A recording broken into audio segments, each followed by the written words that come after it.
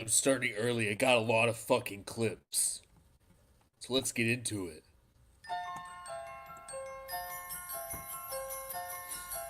I got Christmas pajamas, but they only came in one size that were left, so I have a sort of a dress pants, but they go up really high. When I was small, I believed in Santa Claus, though I knew it was my dad. And I would hang up my stocking at Christmas, open my presents and I'd be glad. But the last time I played Father Christmas, I stood outside a department store. A gang of kids came over and mugged me, and knocked my reindeer to the floor.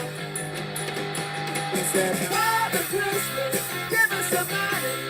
Don't mess around with those silly toys. We'll beat you up, don't hand it over.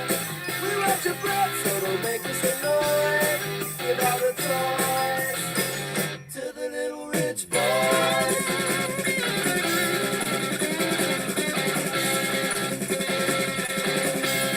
The pajamas are so big, man. I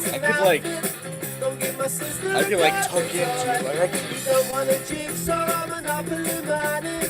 We only want the real McCoy. These are Walmart sizes. We'll beat you up if you make us annoyed. Father Christmas, give us some money. Don't mess around with those silly toys. But give my daddy a job 'cause he needs me.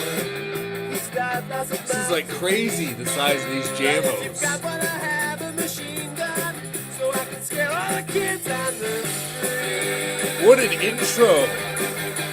Father Christmas, give us some money.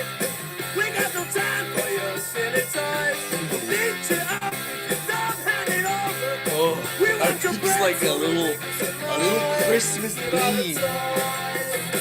A little tiny Christmas bean.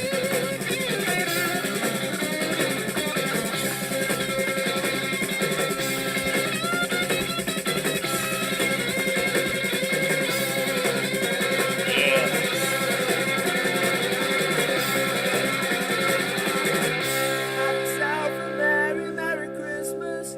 Happy South, a good time. I could probably like Remember the kids become who a got perfect nothing sphere while inside you're this. drinking down your wine. Holy shit.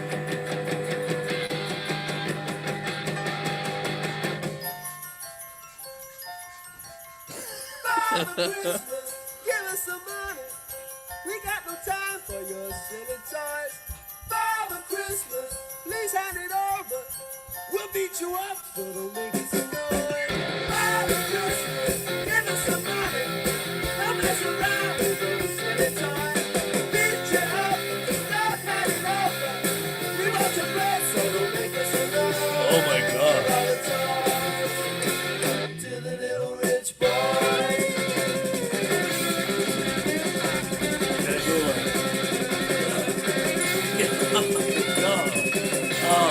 Gotta kick me through the hammer. Alright. Alright, let's get into this. Woo! Yeah, I started early because we're gonna be watching clips. In fact, quiet down, you. We're gonna be watching fucking clips tonight. I bought those. Who cares? I bought these for me. They were the only one on the rack. And you think I'm not gonna have Christmas jammies? You think I'm just gonna be like, oh, it's too big. No. I'm gonna fucking wear my little outfit. No, I will not fix the eye patch. So, I came up with this really original idea of a VAUSHMAS. Of a absolute banger of an idea of VAUSHMAS that no one has ever thought of before in this sector. We do a Christmas themed stream about the leftist streamer Vaush. 100% original idea. I even trademarked VAUSHMAS, so no one at all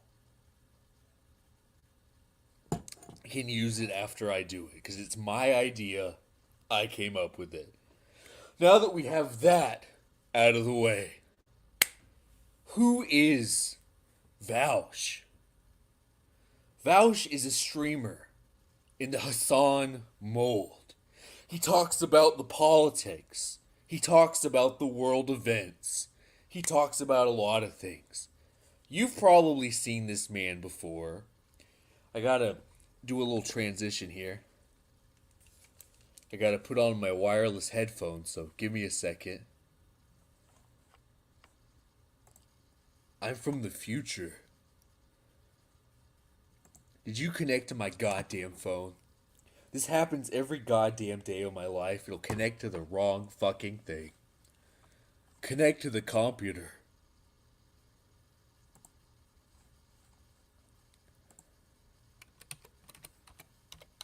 This is important to the stream that this happens.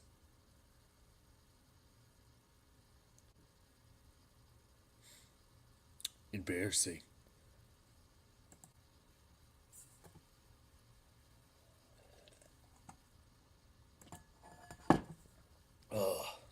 Maybe we should just update Windows right now.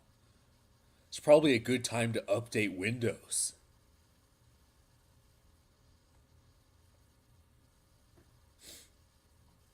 Any day now. Old reliable here. It's trucking through. It's amazing that she has Bluetooth at all.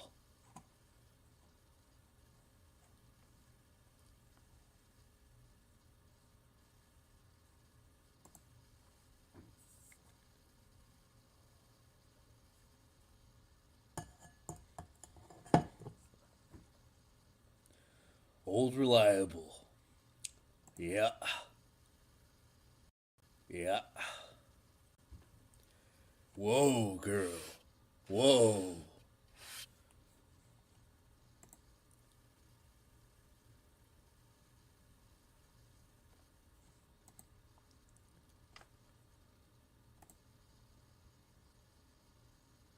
Come on, Yao.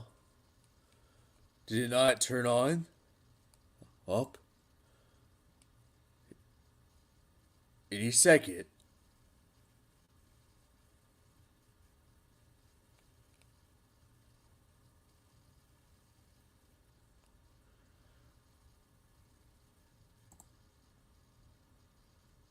Boom, connected.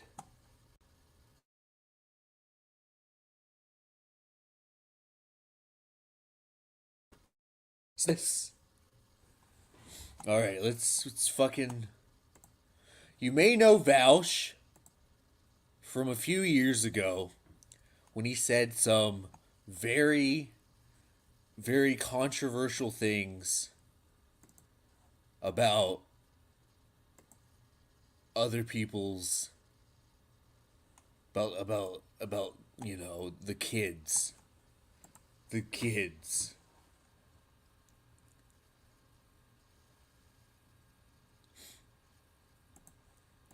Fact, and this is going to be a real hot take, I have yet to hear a convincing moral or legal argument as to why possession of child pornography should be illegal. Actual child pornography. I consider perhaps interim imprisonment during a revolution of people who disagree with us, maybe. We'd make it legal. Pedophiles, right, who buy child pornography, would you say they should not be held responsible for doing that? Yes. Really? Even though they're directly supporting child rape? Yeah, I think it's hypocritical. I'm a leftist. I'm a communist. I believe that the property rights of the wealthy should not be respected. I feel that their assets should be seized from them and that many of them should be executed for crimes against the workers of this country. All of history and all of thought is just power grabs. The truth of whether the Holocaust happened? A power grab. Yes! Wow. Okay. Yes! Well, with that, I'm going to peace And out. child porn be legal? I think that would be, yes, more legal and more ethically consistent. Yes, 100%. What, the H? Not yet. God, my computer's fucking me. Fucking me in the ace. So there's Vaush. A lot of clips went around. A lot of people did videos about that man saying some things. You know, about children that you may or may not agree with. Who am I? Who am I to judge, really? But I think it should only be fair to look at Vaush now and see if he's retracted any of this stuff, or if maybe he's changed his heart. Maybe he expanded on this idea a little bit, because those are just tiny clips. Maybe he's had a change of heart.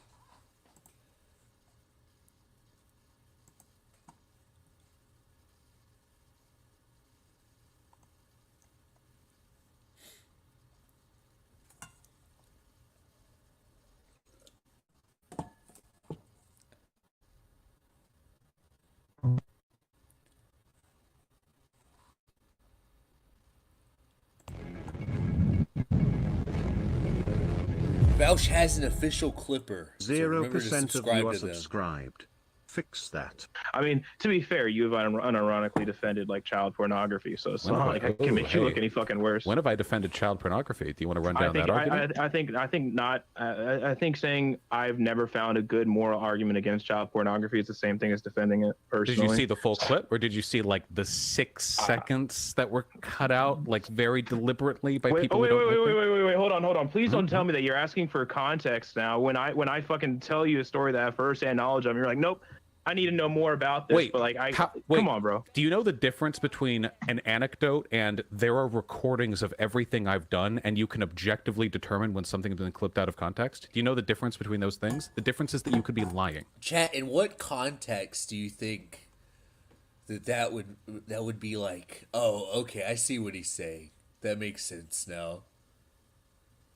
Like, I'm just trying to imagine what context that would be said in. But let's hear him out. I can't be. Everything I say is recorded. So, all right. So, give me the full context of what you were talking about the morality or the lack of a good moral argument behind child pornography. Yeah, we can. Yeah, sure. I can run you through it. Okay. Okay. So, I'm asking you. I know these answers, but I'm asking you. Okay. Why is it wrong to have child pornography? Why is it outside of like the taking advantage of a child? Well, not outside of, just say like why it's wrong. So harming a child. Okay, well, I believe that children are innocent and shouldn't be. I need to prep you, because this big brain take is actually going to fucking change your brain chemistry. It's going to change the way your brain fits together. So I want to prep you. I don't just want to like dump it on you, because it was dumped on me.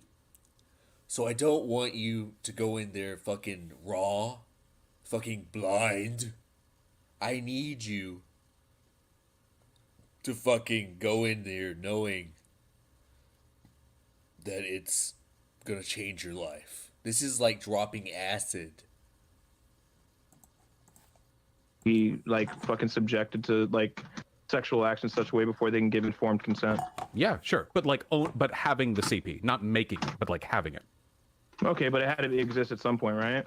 Yeah, of so course. It had to be. So you're saying like, oh, keep the creation of it illegal, but if you already have it, it's fine. No, that's not what I'm saying. Is that no, okay, but so, I'm asking no, okay, you. so, no, I'm asking you though. you. I'm a little scared right now that you don't know why it's bad to own CP. It's a little bit suspect. Can you tell me why it's bad? No. Like, I'm asking you this. Like, okay, so if they own it in the first place, that means it had to be produced. If you say it's not bad to even own CP, that means there's gonna always be a market for somebody to fucking create it, right? Mm-hmm. Okay, so, not only is it illegal, but I also think it's fucking immoral to like take advantage of like children in such a manner. Okay, we totally agree. You ready? So you think the reason why it's bad to own CP is because you're owning something that was produced by harming children, like you would do a terrible thing in order to produce that. Okay, so are you aware of how much unethical production goes into the development of the commodities? Boom, motherfucker. I'm sure, like, yeah. Let's just take a second to soak that in. when you eat a Kit Kat bar, because of the exploitation to get that cocoa bean, it's basically the same as molesting a child. So fucking suck on that, motherfucker. That's some fucking genius level shit right there.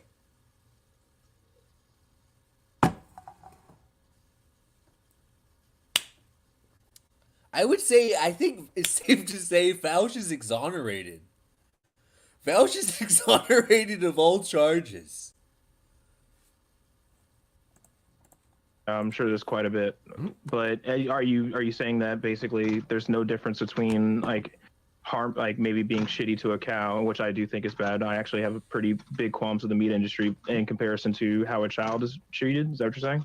No, I'm saying that it is interesting to me, and this was the context of the original argument, that people understand why CP is bad, but then they don't seem to care about the implications of relying on commodities which are made unethically. To me, molesting children? How about going to a shitty school? Think about that, fucking chud. comparable arguments. My logic is that in a good world, all of it would be illegal. We're happy right now that CP is illegal because we've knocked that one out of the park. Congrats, we solved that moral issue. But we don't seem to have solved another one, which is, why is it that we're just allowed to buy stuff from corporations that use slave labor? Why are those corporations allowed to sell in the U.S.? That's very strange to me. So that was the argument that I was making originally. Okay. Well, interesting. Now, I admit I phrased it terribly at the time, but that's a pretty bad. What's really interesting in this little 4-minute clip is like Vaush uses some sort of belly dance or something. He like snake charms this man and they end up like laughing and becoming friends. It's very odd.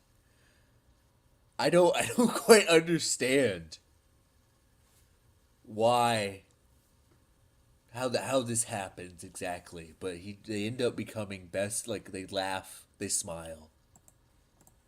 Fucking clipping, yeah, but like I don't know. Me personally, I would have tried to find another example. Me too. Me too, buddy. Holy shit! But yeah. Listen, I am the edgy debate lord. I was just looking for the most provocative possible way of making that argument. It was stupid as fuck, but it's the consequence you got to live with, right? Mm-hmm. Yeah.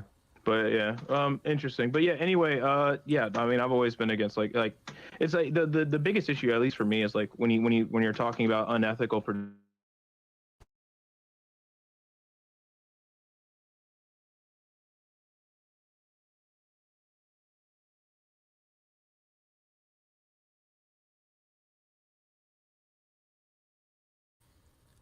Oh, the CIA tried to take us down. Let's get back into it. Made in like fucking Venezuela and China and shit from people who are make like, you know what I mean? Like I don't know. Basically, capitalism has its issues, like for sure. Yeah, that is an argument that I would make. Yeah. So as we can see, that Vaush successfully beat the charges. He's good. He actually beat the charges, and now he's clear. The other thing that you may know Vaush from is battling our Lord and Savior, hero of Gamergate, Sargon of Akkad.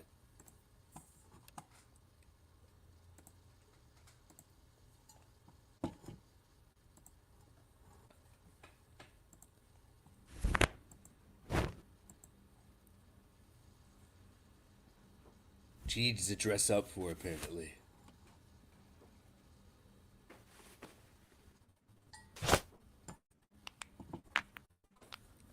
Fucking there we beautiful.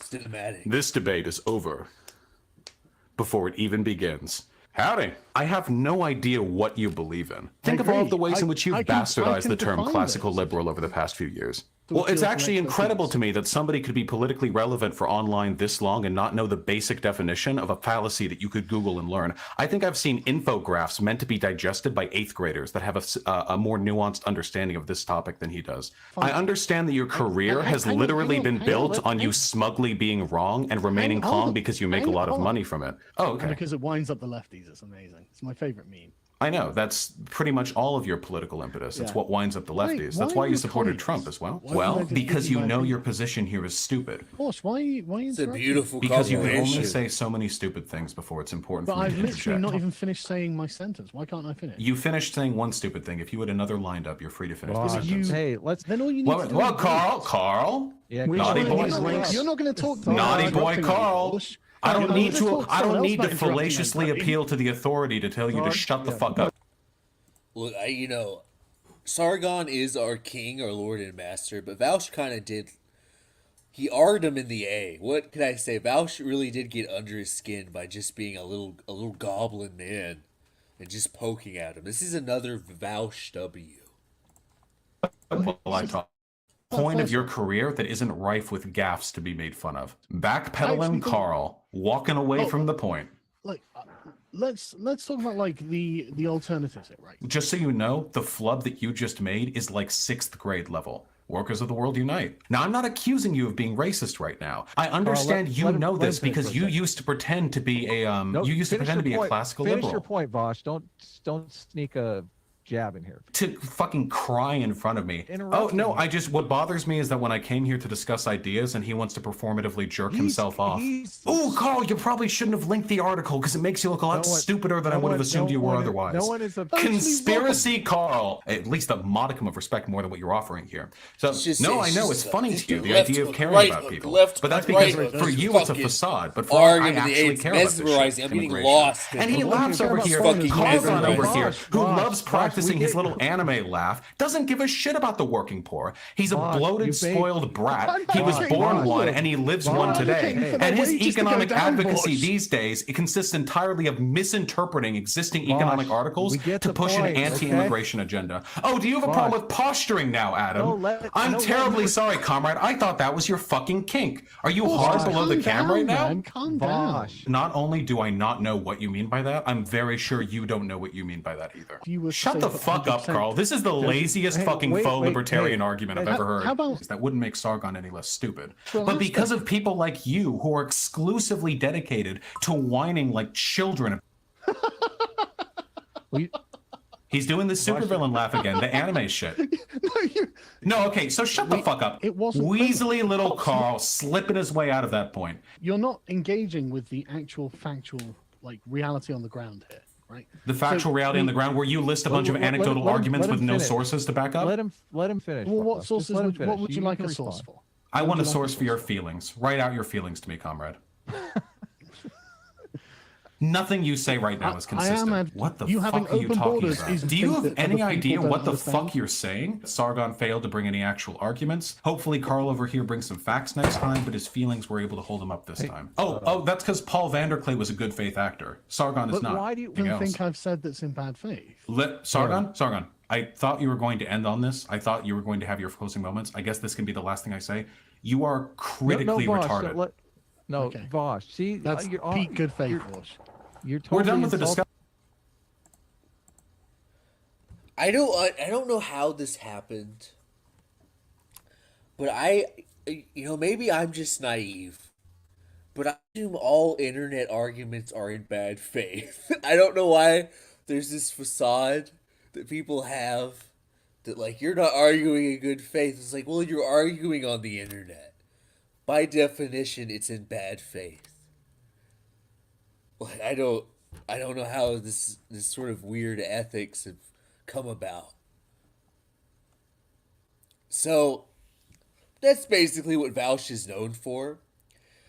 He was Destiny's Discord mod, and occasionally would hop on Destiny streams and say some things, and then eventually he rose to prominence or decided he got enough of an ego boost to start streaming on his own.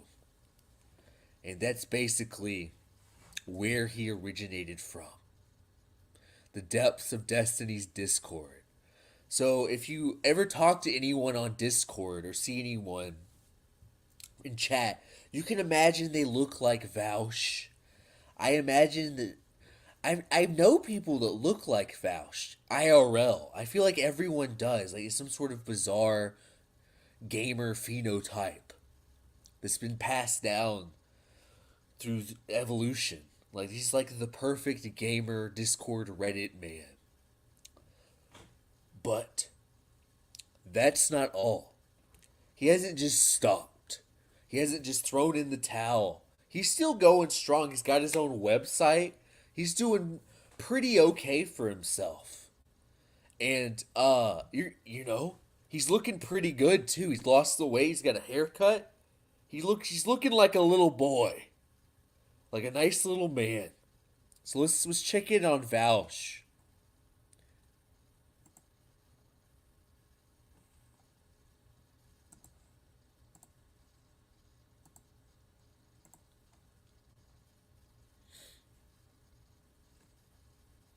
So many tabs. So many heckin' tabs. Oh my god, why does it organize it like this? StreamYard, you're R-ing me in the A.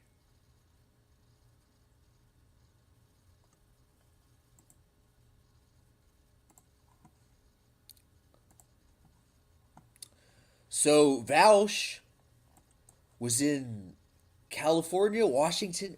You know what? Washington, D.C. He was in Washington, D.C. with Destiny, some lady, and some other guy, but with a congressman as well. And they were talking about the culture, politics. They were talking about voting. And you can see he's actually kind of straightened himself out. He beat all the charges. Maybe he had a plea deal. He went to prison and he started lifting weights. But now he's a beautiful boy. Than trying to engage at the national level where it's like I threw $5 at AOC and now I don't really know, what my impact is beyond that, I mean, yeah, certainly. I think that it's very important to make. Look at this beautiful man. He's got a boy's haircut now. And he's looking good. He's got a dad suit on. And he's sitting here with his internet daddy Destiny and some lady. And a man from Congress. I can't think of anything more important. He's talking about voting. If you read the comments, they say, in the future there will be no conservatism because of this meeting. There will be no right. There'll be left, and then there'll be a left of that. It'll be a weird, bizarre thing. It'll be really hard to drive around because you'll just be going in circles all the time. Rights will be gone. But let's listen to their riveting conversation. Make sure that your political engagement does not end with just voting, right? Like, voting for Democrats is essentially, it's essential, right? You have to do that. You have to vote for Democrats in general elections. I do believe that. But at the same time, that is one of the least, it's the least you can do with political engagement, right? Get involved locally, as you said. Get involved with your local DSA, because if it's just about electoralism, you're going to feel a little bit alienated, right? Because you're not. Chat, let's show some love for the DSA. Everybody post a fucking rose in the chat. I want to see the chat filled up with roses. Only love for the DSA in this channel. We're not going to continue until I see fucking roses everywhere. So I know we all love the DSA.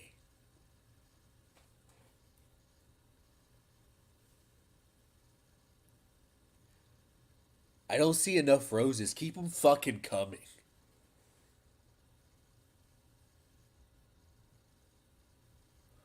I'm waiting.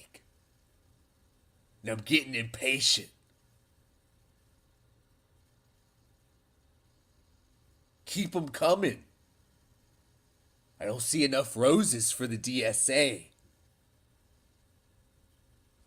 Can you have a bouquet with 3 roses? I don't fucking think so. I'm thinking we have some chuds in chat that won't post a goddamn rose.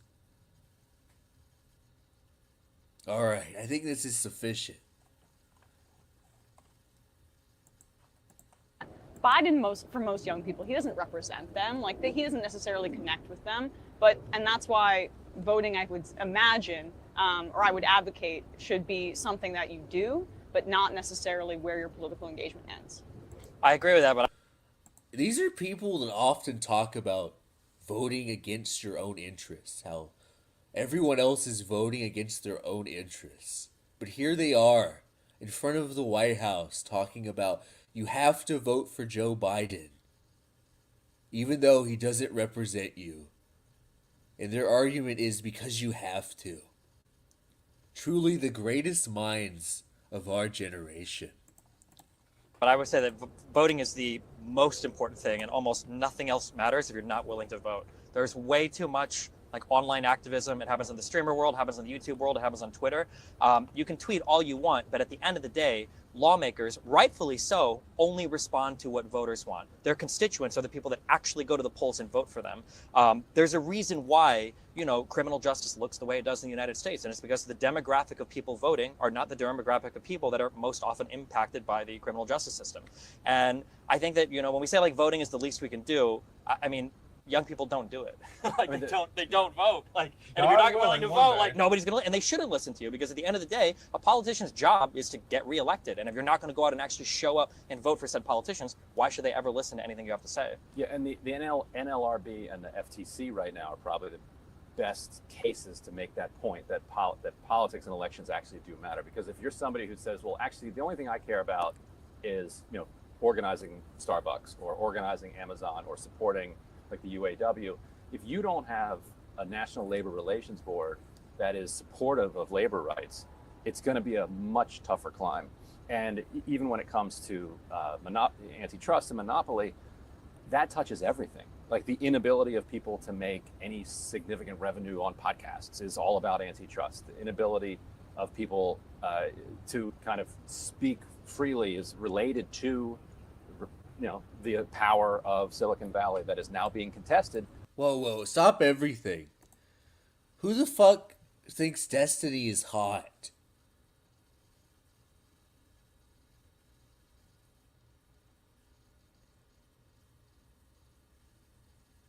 Let's slow your goddamn roll for a second. What the actual F are you talking about?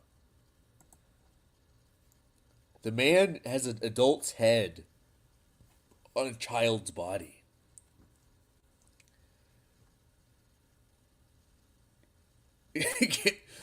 I think if you find Destiny attractive, you are a pedophile. I think that's fair to say.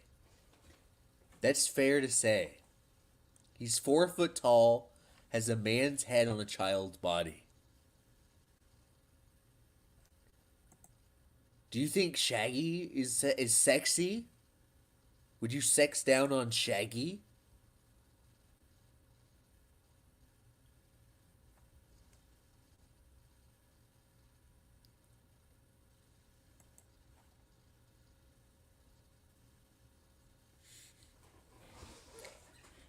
Look, pedo-jacketing? This is not a term that I know. Is it... Is that like owning like a... you know what? Never... You know what? We're not going down this rabbit hole.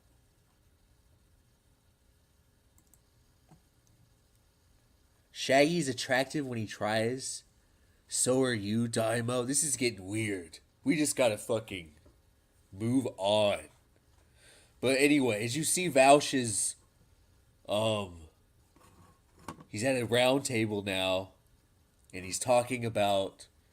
important science and things. I've run out of my water. So this stream's gonna get a lot more painful for me.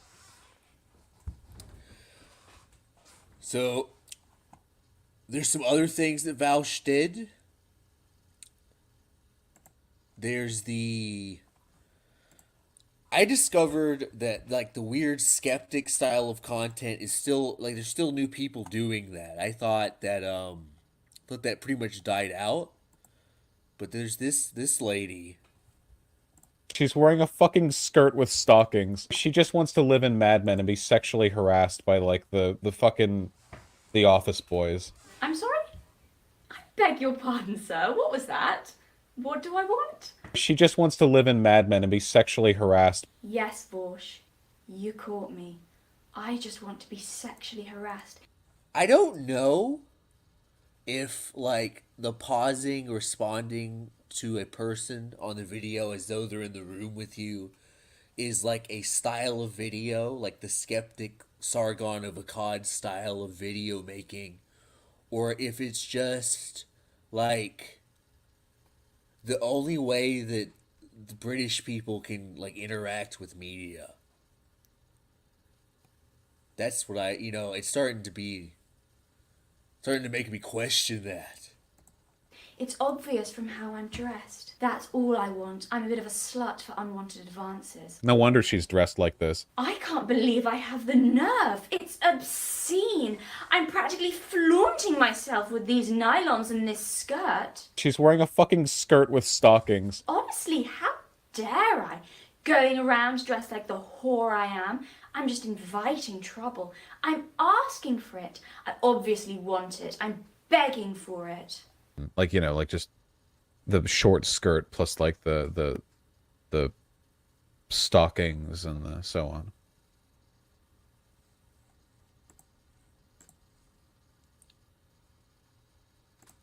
So, I'll be honest with you. That's pretty much all I have on Vaush. Like, he's a pervert. He has polyamory stuff. And he is by far the least interesting member of BreadTube. He's very boring. He has a pretty okay voice. But other than that, he doesn't do anything of any value or entertainment. He just sort of sits and he talks about the news. And streaming really has been the absolute fucking death. Fine, I'll play the horse cock video.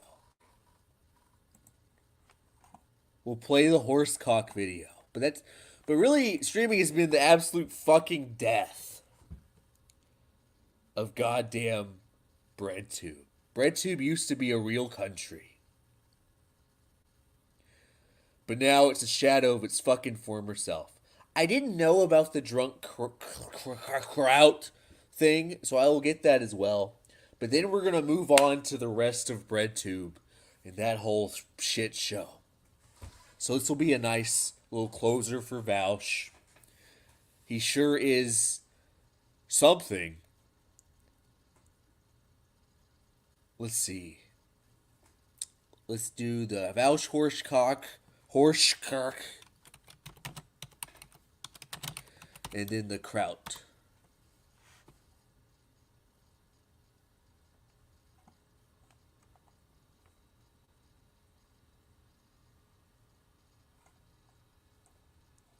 And then we'll move on to the real MVPs. To my boys. I don't know if I can call them. I'm fucking hot water already.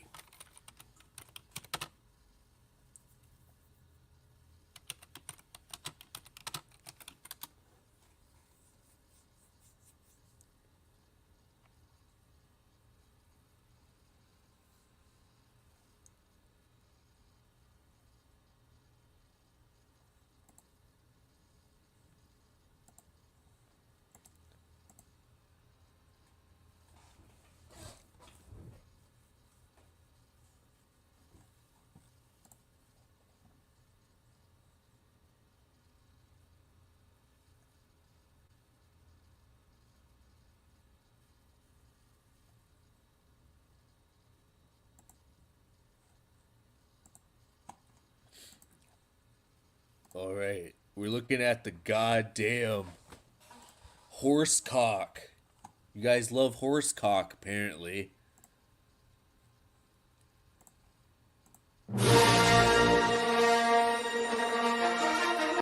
What the fuck is wrong with horse cock? Horses like it when you slurp their balls. I respect your horse fucking though. I'd love to have a horse cock. Horse cocks are pretty hot, to be honest. I told them I'm down to meet up tomorrow, and they'd be like, I can't wait for you to fucking destroy me with that horse cock. And fuck, I'm only 8. This would be a wonderful thing for someone to clip out of context of me reading.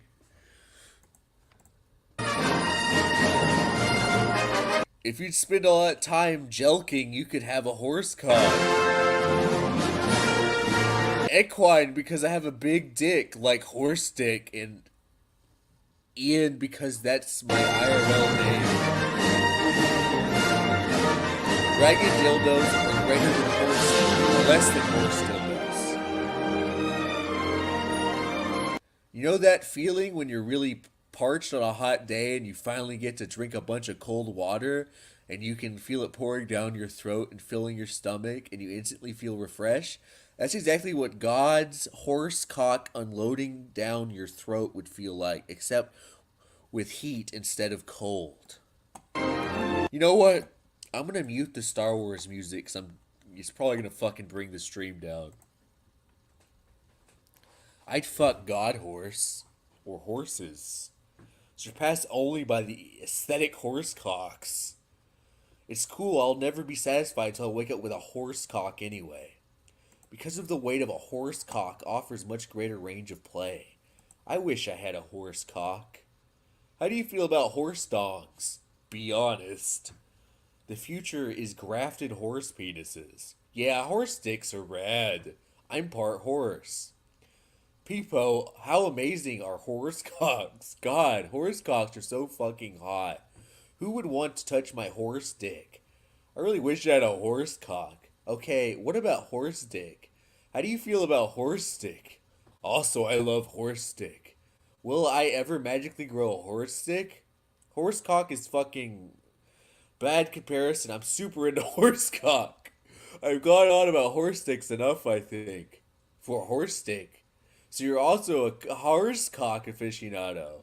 Just because I've been focused on art and horse cock lately. I like being hyperbolic and stuff.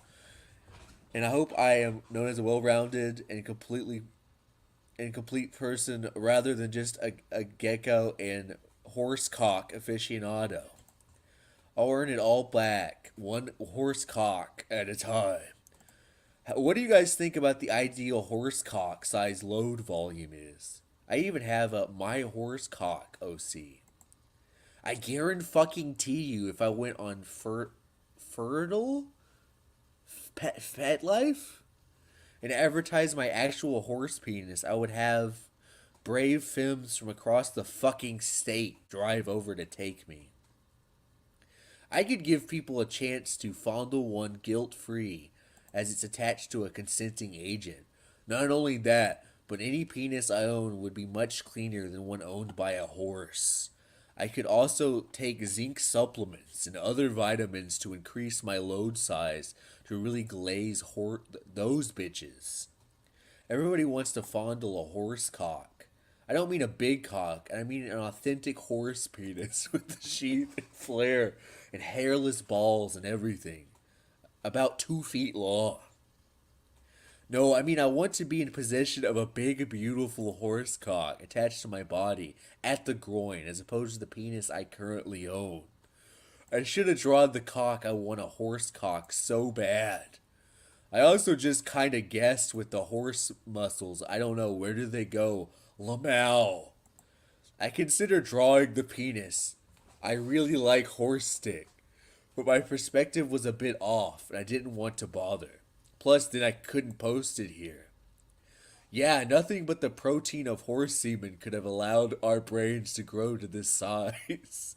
But yeah, I think horse stick futa is the closest we've come to the ideal human form. And horse dicks, of course. My horse dick is not horse raping. What's wrong with horse stick? Horse dick is delicious. Horse cock is gorgeous, except for horse cock. No lie though, if I had a horse cock, I love horse cocks. They're so pretty. Anyway, I'll tolerate some imitation if it means getting videos of girls masturbating with horse dildos.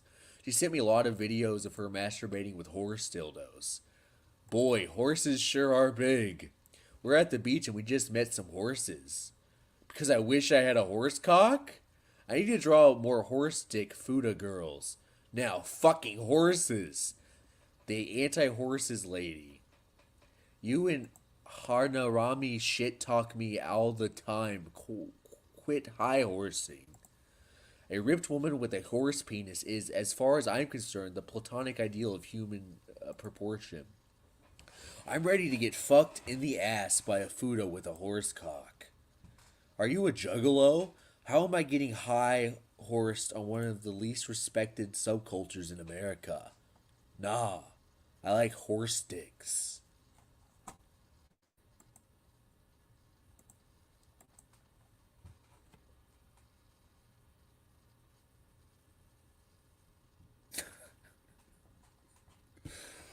Woo!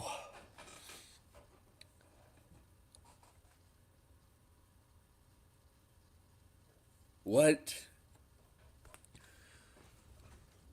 And you know, I don't, you know, maybe we, just like the other stuff, maybe this is out of context. Maybe, you know, maybe this is out of context. And maybe if there was a little bit more context, this would be okay. This would be fine. This would be cool even. Who among us hasn't posted thousands of messages describing and praising penises of horses? Who among us hasn't?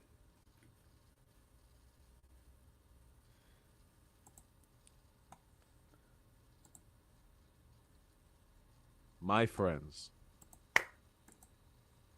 My beautiful friends, my Is there any sort of comrades, my timestamps for this, compatriots in or these are we trying just times. gonna sit and watch 3 hours? Let's of get them? it started.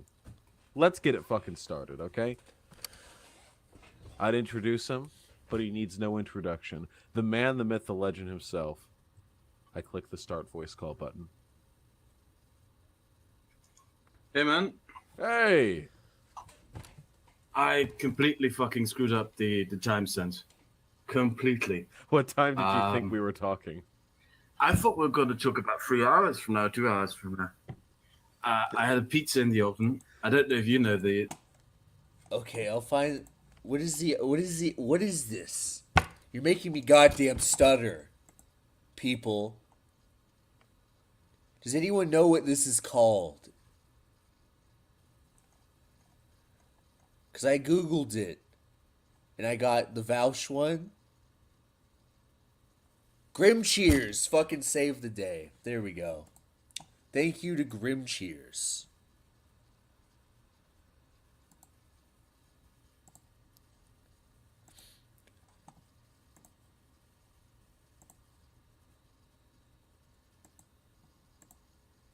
Crowd raging in YouTube chat. Wait, real? Hold on. Crowd was being super weird on Twitter the other day.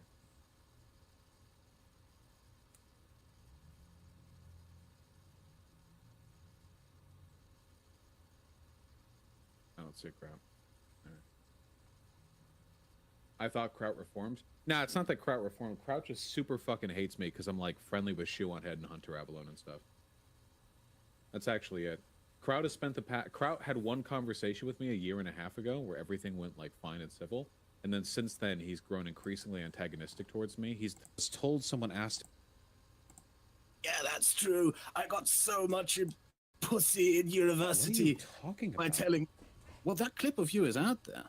There was a saw clip. it. There was a clip where I don't remember the specific context, but somebody said that guys are only feminists to get pussy, and I said afterwards, in a fairly jovial way, that actually yes, being a feminist does make it easier to relate to women. It's just a meme. I said it in a joking way, but I mean it. It's true. I think that yeah, being nice and understanding women's issues does make it easier. Please make the case to me. I would like to have that case now. We've moved off the point a bit. Where? But anyway, How much has Shoe and Head? Can I tell you guys a secret? I don't really find Kraut that amusing. I'll watch this, but I think Kraut and Vouch are pretty, like, they're cut from the same sort of tedious cloth. But I'll watch this because I love you. A joint. Yes, please Hold on. add your narration to the soup. But how much? Please make the case, dear lawyer. How much has Schuenhead changed? How Okay. much of a good person is she So- now? How much of a true leftist is she now? So as I was saying, we can get to that, but as I was saying, last night I asked you why you were so antagonistic to me, and it seems like it's because you're under the impression that my channel is about If there's like a unified theory of leftism, it's tedium. They're all kind of a little boring. But maybe that's the bell curve. No, sorry, the horseshoe theory is like you have the skeptics and the BreadTube, and they're both the anti-SJWs. Are they skeptics? They're basically the same people. The anti-SJW and the BreadTube is like you become so debate bro ideologically poisoned that you're just fucking tedious, and I just can't. I just can't. I can't even. This guy, I So mean, wait, I can't here's- speak so on here's- his behalf, wait, but hold on. have you ever considered in your bird Here's brain the issue. how that Wait, guy Kraut. might think about your rebranding Kraut, of her? hold on. So the issue is, why should I trust anything you have to say when I know you lie about me? Like, You know, we're sort of triggering the libs. We're sort of dunking on the libs. Kraut is like way overly enthusiastic about bombing Hiroshima, which is in like an insane position. Like saying that like, you know, war is bad and like we had to bomb Hiroshima is one thing. But like he really Kraut wishes he pushed the buttons to bomb Hiroshima. Like he's way enthusiastic about it. Like, whoa. Well, my little darling, we'll get to that. We'll get to the why they call it BreadTube. But first we have to sit through this tedium. 'Cause that's what you wanted. like, why would I believe your Well, then characterization don't. of anything that's happened? Well, in the then past? don't. And let me ask you this: why should I trust Shu's rebrand? You don't have when to. I'm she- not forcing you to do when she- anything. why should I trust your rebrand of her and your current defense of her when she's dating a Nazi? How is she? When is she dating a Nazi? Oh, don't be so obtruse. It is literally people in your own community who found that out. And posted it in your fucking subreddit. I saw The a guy she rumor? went to the fucking Capitol riot with. Is there any actual I mean, evidence? of what it? the? How wait, much wait, of wait, a wait, wait. You rebrand realize how is much that? misinformation spreads about me, right? People have been spreading. Wait, hold on. You Oh, yes, realize? Wait, hold everything on. Wait, bothers really me quickly, is Kraut. misinformation. Wait, Kraut.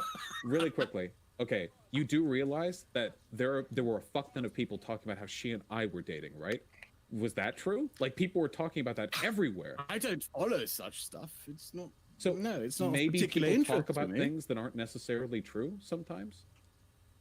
Or you are convinced now that that is a lie. Suddenly this all shifts. And suddenly it's No, I that just is a would lie. need to see Like all evidence other than weird you tweets saying. I'm gonna about piss. I'll be able to being some hear 'cause kind I of got the prison Bluetooth. sex slaves by a Nazi that Wait, these what are you people made during the talking Capitol about? riot. Ekovin and I are gonna What I'm piss talking together. about is what I've observed. Me and Ekovin And are it is in pissing your, together. it is in your Let me get some subject, more the water. conversation But I'll about get- I can wait, hear, hold on. don't This worry. isn't a therapy session. Don't worry, If I'm you have sitting problems here with blankly You have looked with at the you. account. You have looked at the account. What right? account? What And are you I have talking to ask- about? This is not a therapy session, dude. I am asking you I'll how just much. mute for a second. Okay, so I muted you. Okay, well I can hear you, but they can't because I need to just. I'm here. If you have a problem with my behavior, do you want to talk about it? Okay. Are you okay? You're not okay, are you?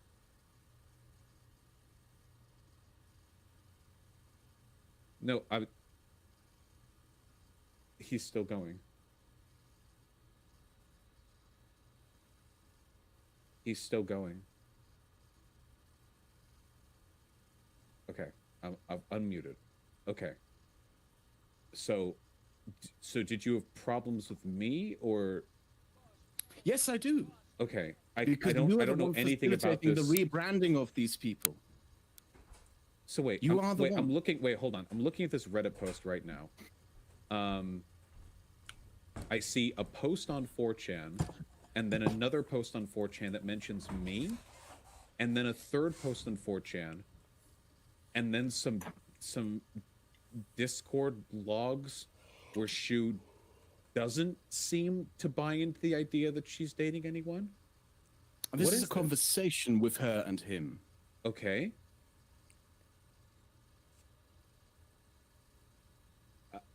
I don't have anything to say about this. You're trying very hard to discredit this. I'm not. but It's it just really is random 4chan posts. You're trying really. This is not just random 4chan posts. There's literally screen caps of the things.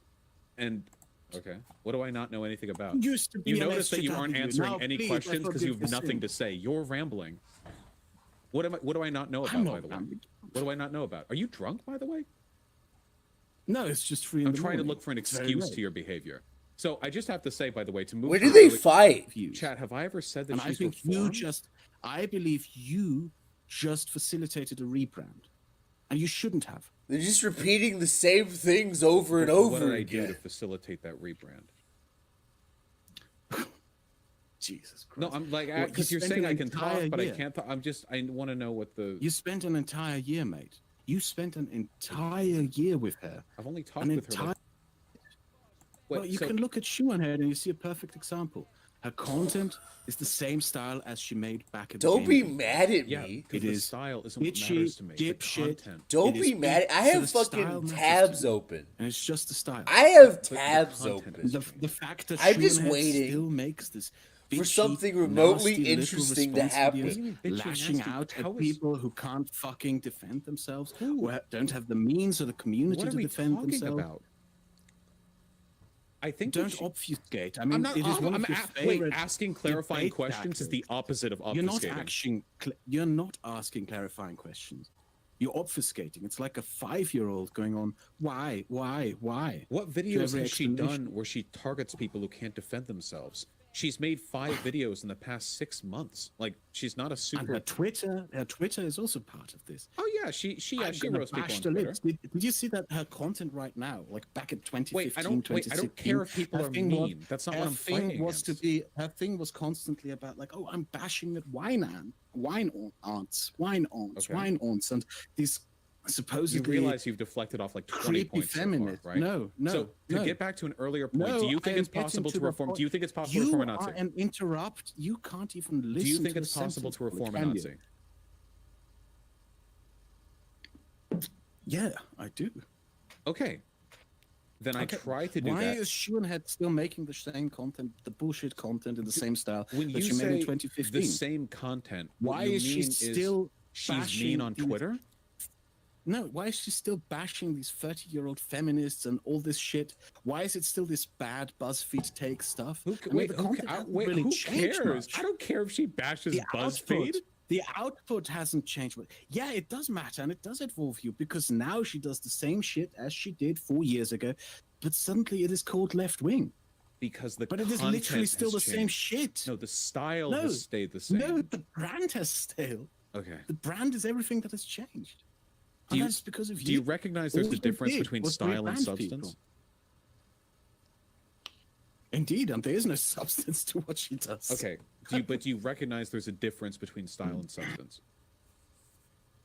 Yeah, there's a style. There's a considerable difference. Okay, right. There's a So considerable if a difference. person But maintains please tell me, the what same is the style, substance? What is the substance? What is the substance? to what specific video?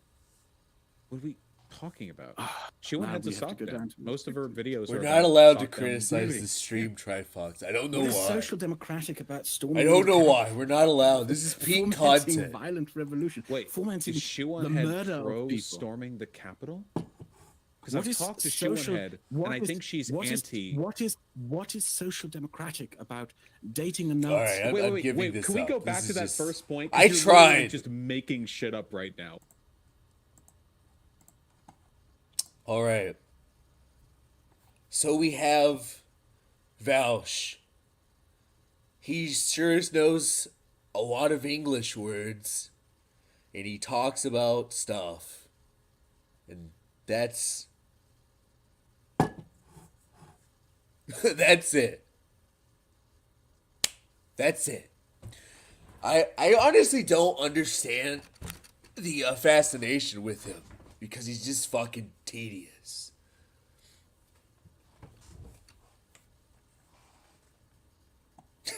That won the Golden Guns.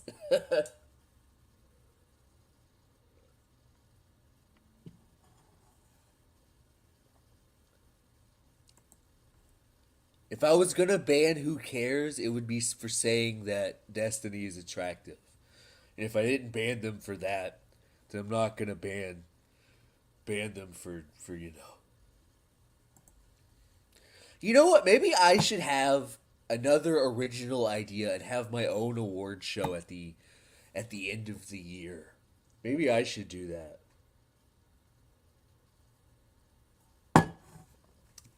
Anyway. So let's get into BreadTube. And I found this beautiful man that talks. It's sort of a long clip. I know I probably shouldn't have done that. It's a long clip. I think it's more interesting. It's a little bit more interesting than the stream that we just endured. I wouldn't say it's a lot more interesting, but it's this man's recap of how BreadTube was formed. I wouldn't say he's part of BreadTube per se, but he is part of that leftist sphere of content. So let's go take a look at that. ZXV, you want to stay for this. You want to stay for this, ZXV, because you might find it a little bit more appealing to your demographic.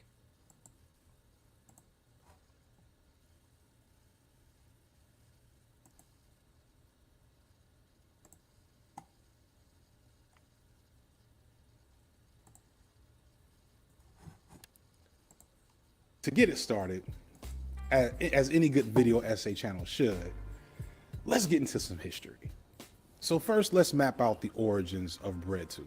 Now you can find a lot of videos that give you like the history of BreadTube and all of that, and like I'm not gonna poo-poo that, but I'm gonna go in a slightly different direction, or at least go a little bit further back, because I think, at least for me, it's not just about who started it, but like who was it started for? What was in the environment to make something like leftist YouTube, BreadTube pop and become a thing, become an area for lucrative content creation only a few years ago, after many years of the Wild Wild West nonsense going on YouTube. YouTube started in 2005 by such and such, whoever these guys are. And then they eventually sold to Google. That's me. So I don't even know if these guys are still around, but congratulations, they got like $1 billion. Good job, guys. Initially, nobody really knew what to do with YouTube. It was a place to mostly share family videos, and sometimes those family videos would have two beautiful white babies with British accents, and it would go viral. And, you know, that was it. But early on, although it was still mostly nonsense, there were attempts Shut up and listen, independent chat. content creation by people like Ryan Higa and Fred and a lot of like OGs on the platform. And along with them, you did see the emergence of future crossover megastars like Issa Rae and Donald Glover. By the early 2010s, many aspiring entertainers were on the platform, making a mix of scripted, Shut up and raw, listen. reaction-based content and dominating the platform while making good money. For the most part, these figures were making content still in the mode of mainstream entertainment. Things are maybe a bit more varied and weird at times, but it was still sketch comedy, Thank you, reactions to funny, Trifox. interesting stuff, pranks, music, etc.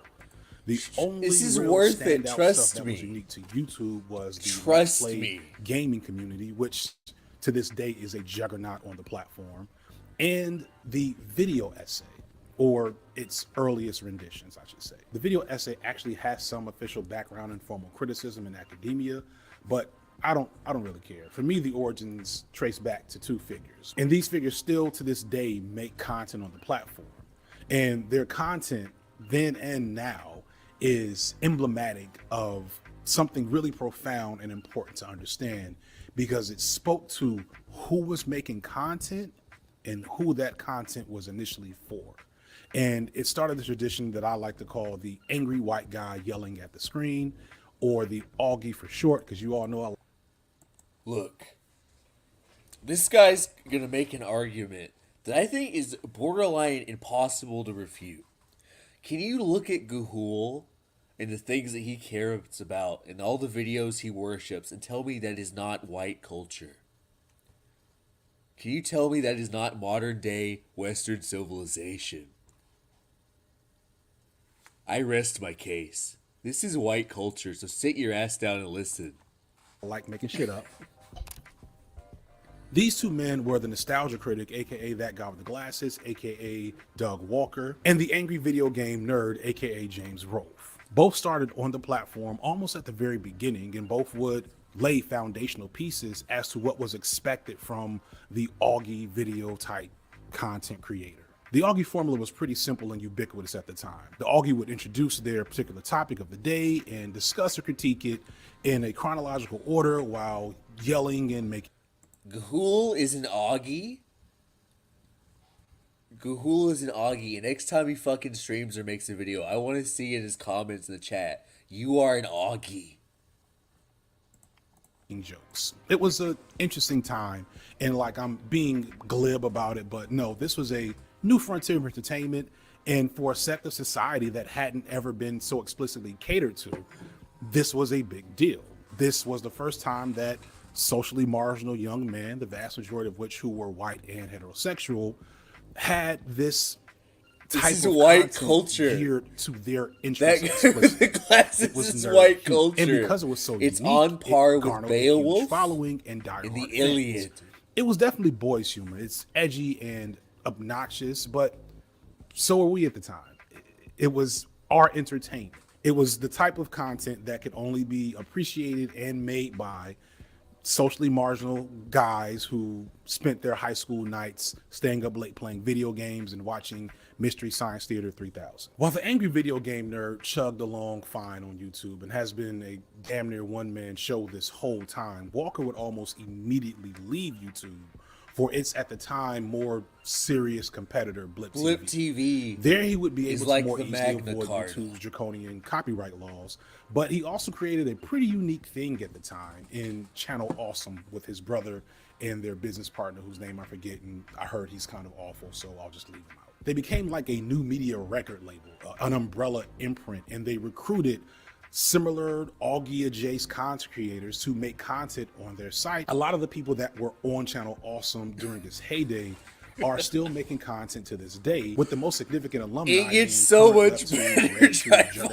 crossover success, and in my it gets so much true better. Innovator of the modern video essay on YouTube, Lindsay Ellis. Lindsay Ellis won a contest to get her own spot on the channel, which at the time was a Lindsay Ellis is a deal, goddamn and queen. a standout among the numerous other Augies on the website, as she was just, well, better than all of them by a pretty wide margin. In part, this was due to her just being razor sharp with her wit and funnier, even in that boys humor, edgelord style of comedy, but it was also because she added a level of expertise and sophistication to go along with the crass humor. And in the beginning, her content on the channel followed that same chronological riffing format as her Augie peers.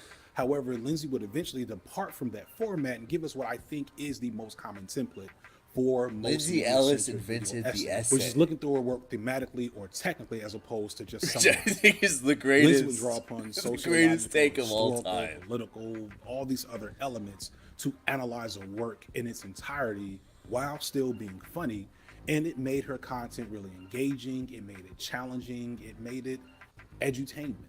I know not everybody watched Lindsay Ellis during this time period or before the last couple of years, and we'll talk about that later. But she needs to get her flowers and respect for making this a thing. Respect! Even if you've never seen Lindsay it Ellis. This is Lindsay Ellis. Sadly and importantly, as it previews problems that I will speak on later, the people behind the scenes at Channel Awesome with Lindsay Ellis and several in front of the scenes turned out to be kind of shitty. There's a ton more to this story if you want to find out about the ugly history of Channel Austin. I'll put some links in the description, but Lindsay became less and less comfortable with the type of energy and behavior that permeated the channel. I had I'm going to derail the stream for a second. I had a sketch idea, which was a Gamergate Hotep.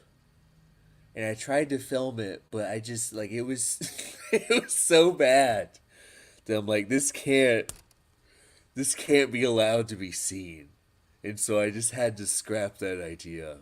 But I wanted to share that existed. And someone had to know about it. So now we can fucking share in that sort of shame and cringe together. Probably the title sector, like a Gamergate Hotep, is funnier than the actual little sketch. Awesome, and left in 2014 for YouTube, enjoying pretty good moderate success at the time. The key thing I want to point out is that while Lindsay was the true innovator of this format of content, Lindsay Ellis she and Channel invented the also weren't video the only essay. ones really creating a wave on Blip and setting the groundwork for this becoming as ubiquitous as it is. There definitely was a group of other creators on Blip TV that had a huge influence on the video essay concept on YouTube. Red Letter Media got its start in 2008 with Mike Stacklasa and Jay Bauman, who first, like many early creators, tried their hand at independent content that was more in the vein of mainstream content in the form of short films and skits and things along those lines. Mike and his best friend, Rich Evans, had been making stuff since they were kids, and then something significant happened. Mike, using a character that was originated by Rich Evans called Mr. Plinkett, made a review for Star Wars The Phantom Menace, and this review would change the game. Star Wars The Phantom Menace was the most disappointing thing since my son. I mean, how much more could you possibly fuck up the entire backstory to Star Wars? Craft that would go through the planet's core? Or did you just plan to run along the surface? What's wrong with your face? It's hard to explain how It's the big longest this review is explanation in retrospect of because BreadTube. social media like But has a heightened trust didn't me, exist at the it's time. worth it. But I'd arguably say that this video and its follow-ups are probably some of the most influential pieces of film criticism and analysis on YouTube. The insight, the critique, the analysis, and the humor, although dated and definitely problematic by today's standards, were all incredibly influential and spawned an entire new genre of other Augies and white guys in general complaining about movies and video games on the internet. They took the Augie appeal that originated with Nostalgia Critic and Angry Video Game Nerd and blew it up. What made them special is they were just, like Lindsay Ellis, better than all the people doing it. And they're... When I look at this man dressed up as a ghost from Pac-Man, I think of white supremacy, and that's the only thing you should think of.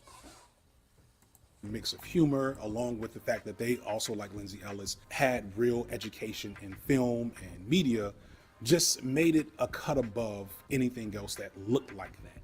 And everything else that came after that had some of the same energy. For years, Red Letter Media was your favorite YouTuber's favorite YouTube channel. I'm not sure how much money you can make on YouTube at this time, but for Red Letter Media, at least, who I know had a huge dedicated fan base, their Patreon was at least $20,000 a month for a time. White Because race I contributed to. For Lindsay, I'm not so sure, but the key thing is White that race not only was this rich. format unique, it was also popular, it was lucrative, and it was garnering a lot of attention Real. and a lot of copycats. Real. One subgenre of the Augie formula that was able to do well It's was the coming. skeptic community. These Augies weren't Here he about is. video games or old movies that much, at least, but they were still very much in that Augie pattern, and their fan base was greatly shared with the. They're likes of talking about Nostalgia you Critic, now. Media, etc. Everybody probably except for Lindsay Ellis. Early on, their content was focused. They're around talking critiquing about culture and you. communities around religion, and I want you to remember that because this community is going to be very important very soon. But the thing I'm just bringing them up for now is to understand that there was like a domino effect, and suddenly YouTube was saturated with these commentaries. I love this narrative of Doug Walker, domino effect, to Brian Dunn. Like, I don't know how. It's kind of amazing. This beautiful tale this man weaves. I was just fucking watching this like, oh my god, this is amazing.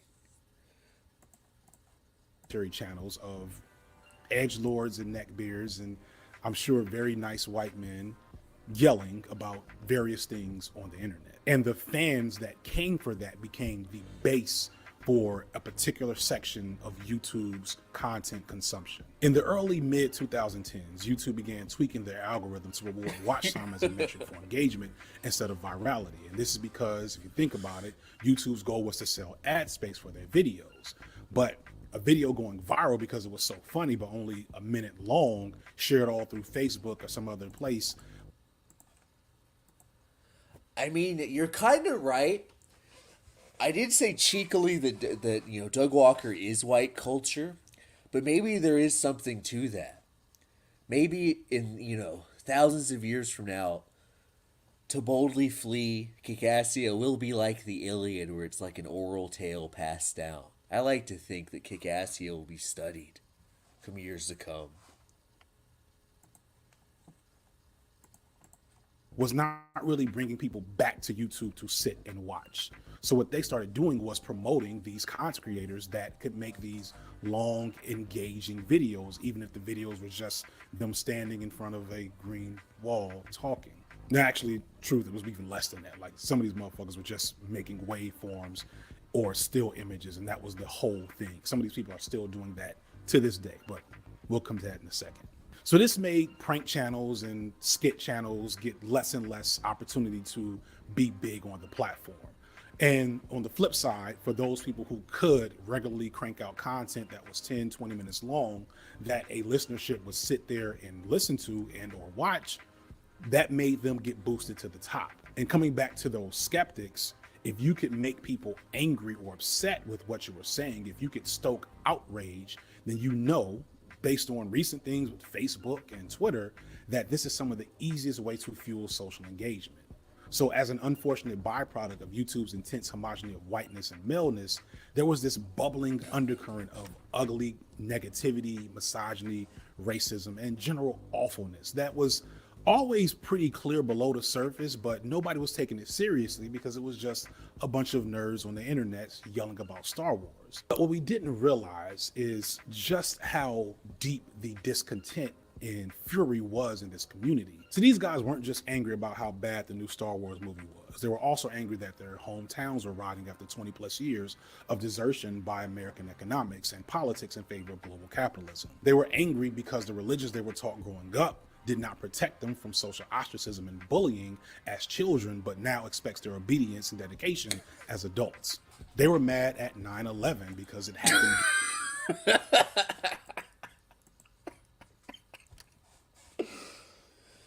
Oh, that gets me every time. You sick fucks did Gamergate because you were mad at 9/11. Fucking Osama pushed you over the edge. Osama pushed you over the edge, and that's why you guys did Gamergate.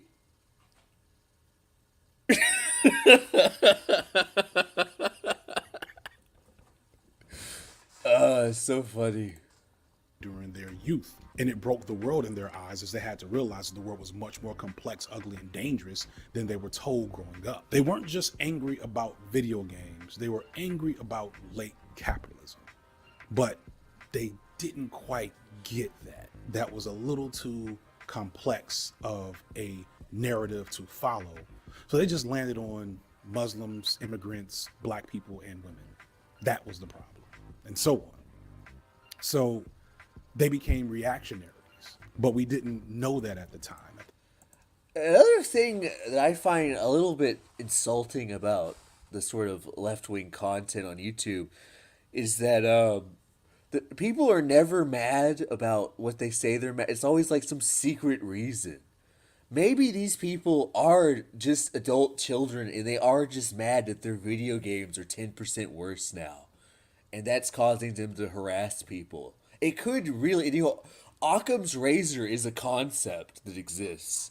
Maybe they just were upset that their video games were 5% worse than they were the year before. Not everything is some grand conspiracy. At the time, we just thought they were angry video game nerds. This reactionary energy of this wing of YouTube, but also sites like the Chan boards, Reddit, the Escapists, and tons of message boards that are relatively unknown, was really bad and really volatile, just waiting for something to set it off. They didn't know it, but they were looking for a unifying target to point all of this rage and discontent and anger at. And as soon as they got it, to be frank, it changed the world, or at least the internet. Look, guys. Look. Clap, Have you everyone. ever noticed that, with a few notable exceptions, basically all female characters in video games fall into a small It's handful of Anita. cliches and stereotypes? When Anita Sarkeesian announced that Kickstarter to fund a series of video essays examining video games through a feminist lens, the destructive power of this seemingly harmless group of edgelords began to really show itself. Sarkeesian became a rallying cry for them to focus on, and she experienced one of the first major mass harassment campaigns of the modern social media era. Channels exploded solely off hating her. Many of them established skeptic communities that stopped talking about religion and the silliness of conservative or liberal politics and just started being against SJWs. It was the rise of the anti-SJW YouTuber. And because they could easily do this for 20 minutes, and because it was all negative vitriol, YouTube drove traffic to them. And those channels grew, and not just in money and power and influence, but also reach. And in a few years, they would follow up the Anita Sarkeesian hate with Gamergate. Gamergate was an awful social media campaign that took the harassment tactics used against Sarkeesian to another level and just generally made the internet the awful and ugly place it kind of is today. What these groups realized is that this anger and frustration was useful for creating. Look at that amazing graphic. This amazing, this looks like the beaches of Normandy. We have the armored skeptic Sargon of Akkad and the amazing atheist charging at the fortress that is Anita Sarkeesian, the unmovable wall. Beautiful. Fucking beautiful. Movements and money. And you didn't have to have good ideas. You didn't have to have solutions. You didn't have to actually address the problem, as long as you made the SJWs really, really angry, as long as you triggered the libs. And what they recognized is that nobody triggered the libs like Donald Trump. And so Trump became a folk. I gotta need to catch my breath before this part's too fucking. This part's too fucking funny. Triggered the libs. And what they recognized is that nobody triggered the libs like Donald Trump. And so Trump became a folk hero in this regard that basically galvanized all this energy and hatred into a political movement that culminated in him becoming president of the United States. At the same time, though, you could argue. Yes, there is a fucking direct line from Doug Walker to Donald Trump.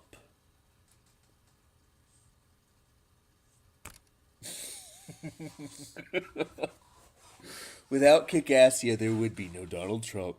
Donald Trump did not exist prior to Doug Walker.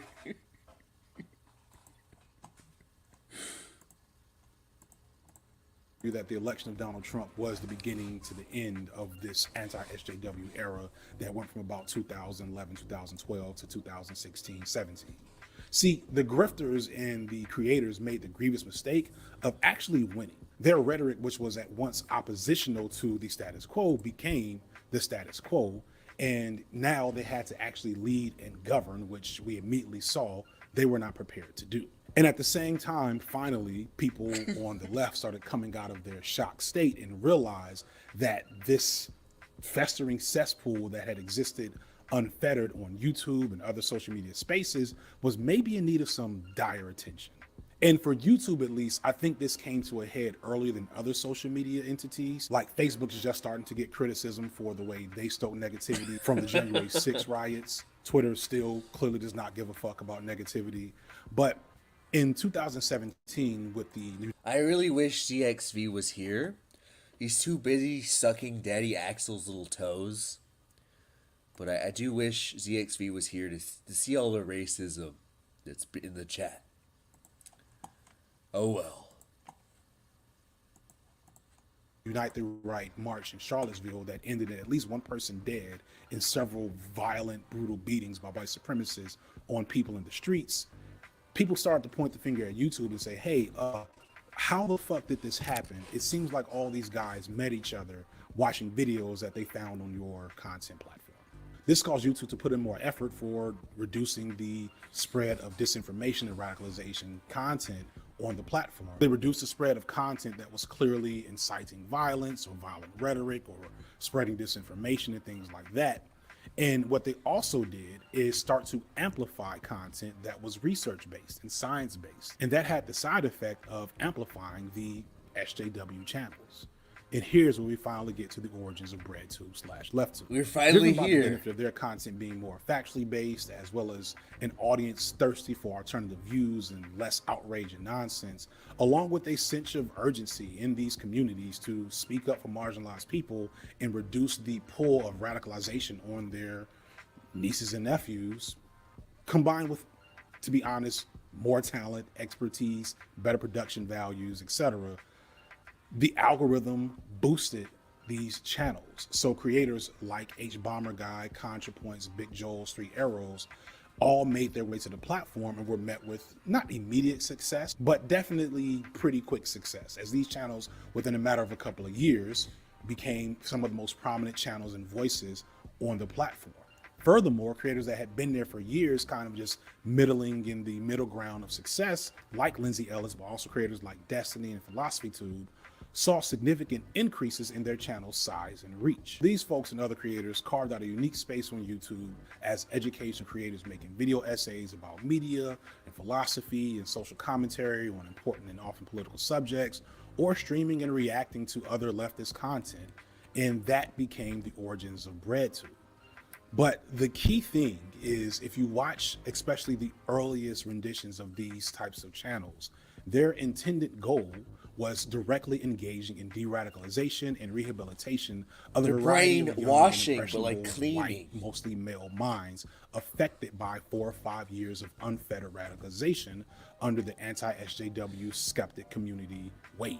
That same fan base that was introduced to consuming YouTube content with the angry video game nerd and nostalgia critic and red letter media had been sitting and being fed essentially fascist propaganda for years now, and they were definitely in need of a good cleaning. And it worked. And it also I gotta made piss the again. community as a whole maybe a little more diverse, at least in terms of gender and sexuality. Leftist ideals became much more prominent and held much more value in explaining social issues. This was reflected in the rise of people like Bernie Sanders and AOC becoming significant pop culture figures as opposed to politicians for espousing what would have been seen as extreme ideologies 10, 20 years ago, but now they were mainstream leftist superstars, regardless of how you feel about them now. It was a huge paradigm shift in only a few years, like literally 3. But something was wrong. Despite the fact that it was working, that this audience had become more diverse and a little more de-radicalized, but because much of the audience was grown out of this need to reverse the pull of right-wing conservatism and semi-fascist ideology and white supremacy in this population of millennials and young Zoomers that have been watching this shit for years, this diversity wasn't really reflected in the creators pretty much at all. And to be frank, like, the people of color that was watching this content, although they were very much invested in progressive ideals and politics, they weren't so that's scared that their basically younger it. cousin was going I to just become a wanted to share neo-Nazi. you his bizarre analysis of the internet. I thought it was pretty amusing.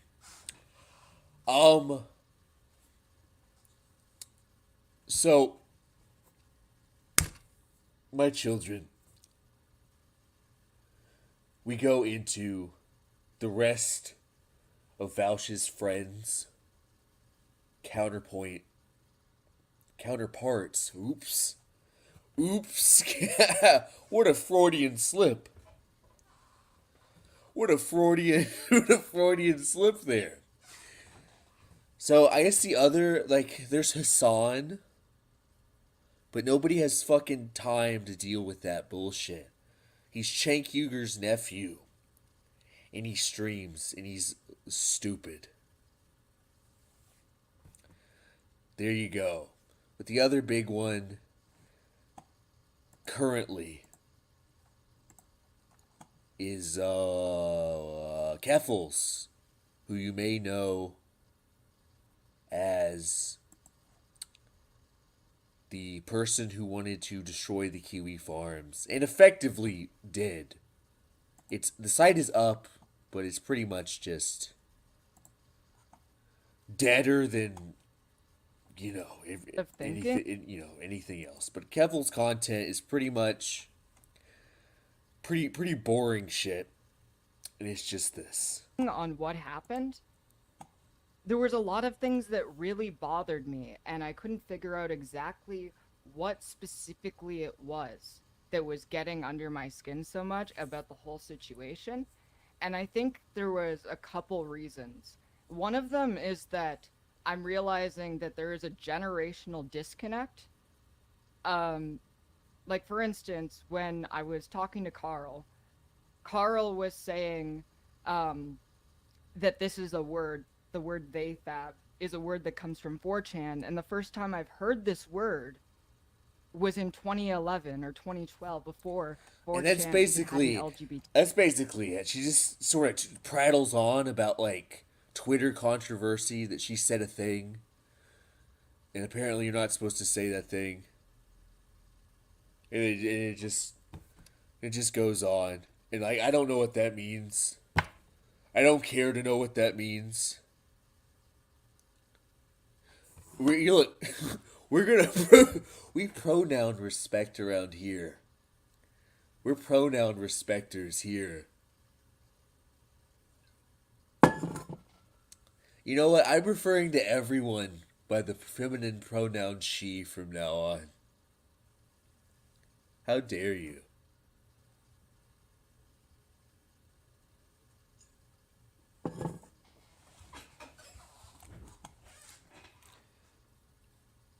Ekovin is right.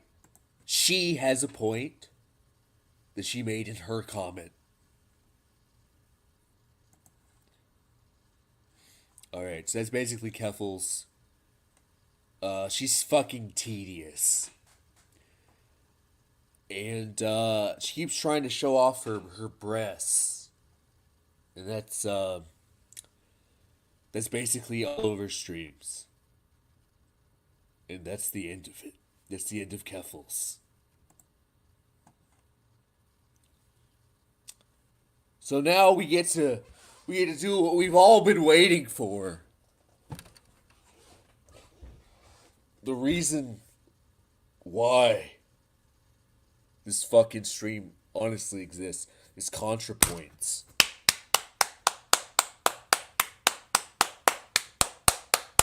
Because ContraPoints, as you will see from this, just the intro of this video, you will see ContraPoints is literally me. And when I watched this video, I was like, am I like that? Is that what I do? Is this one of my videos? Embarrassing. Just embarrassing shit.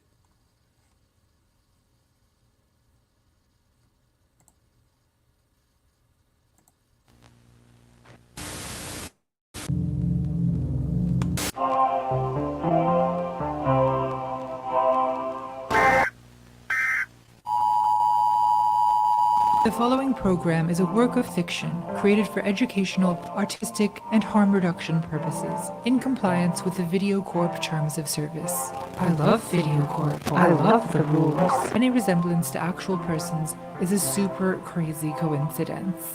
May the grace of our Lord Jesus Christ be with you. T.S. Natalie Wynn.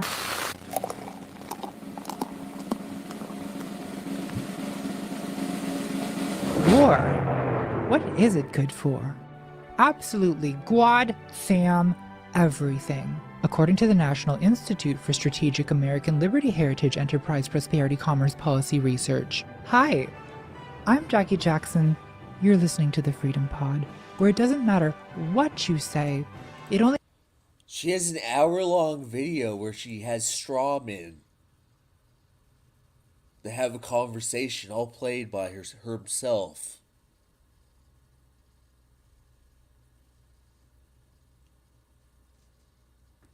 Who is this? Me?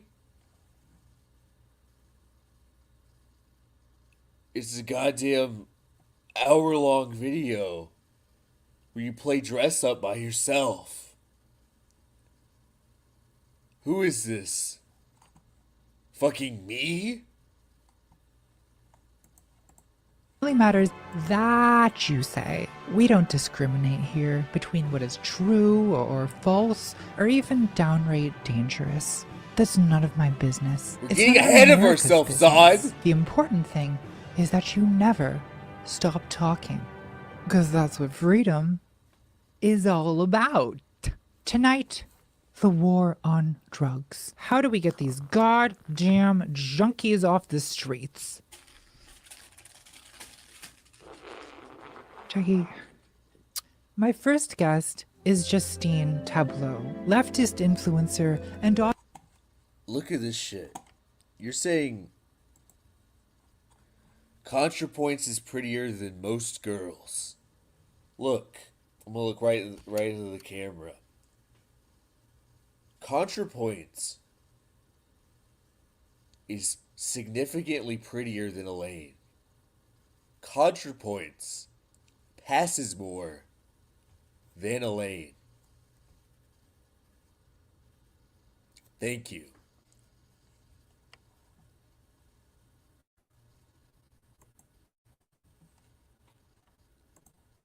author of such books as Revolutionize Your Brand, How to Capitalize on Communism. The editor chooses the title. I didn't choose the title. And my second guest is Virginia Lamb, senior pastor at Hope Truth Ministries. Virginia, let's begin with you. Every day in Biden's America, Muslim cartels are driving Mexican dump trucks full of Chinese fentanyl across the Rio Grande, and they're getting our children amped out of their little minds on hype. So you get the idea. I'm not going to make you watch this hour-long theater project, but you get the idea. It's got the high production values. I will fast forward to the Squire of Gothos cameo. Wait, are you? Yes, mother. I'm gonna quit. I just... Good luck. I'll quit after one more drop. Of course.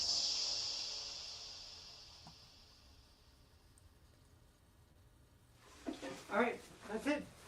Never again. I'm quitting.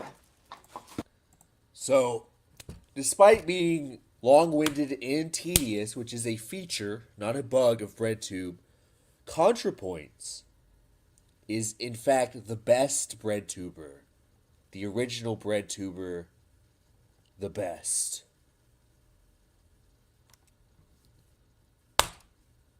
Absolutely the best one. I cannot think of any member of BreadTube that is better. Yes, it may be a fucking low bar, but she meets it. And she stopped making videos like a year ago.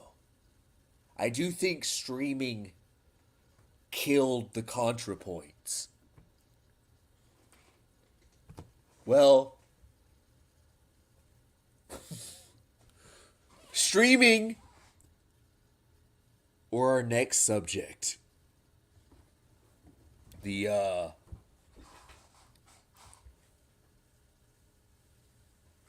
Our next subject, the Patrick Bateman of BreadTube.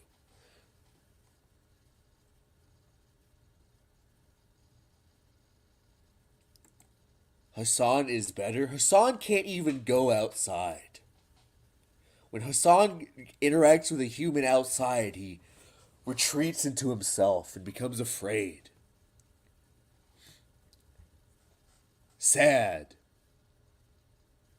At least our sweet, lovely Natalie can create a whole fantasy world that she can live in. And Hassan just fucking sits by himself and watches goddamn news clips. Sad. Sad. Alright, so basically, I'll also say about ContraPoints is that her videos usually have, which is also kind of rare in BreadTube, is that it's an attempt at a persuasive argument.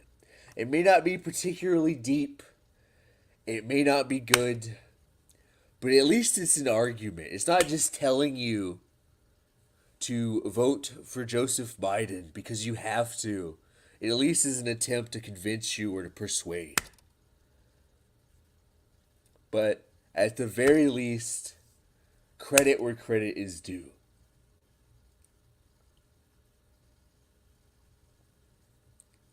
Now, you may sound like it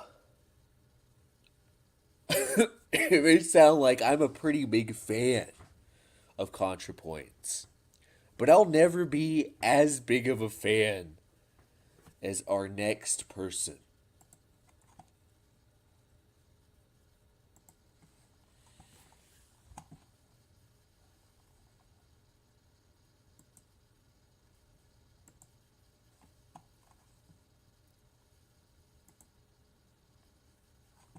Come on.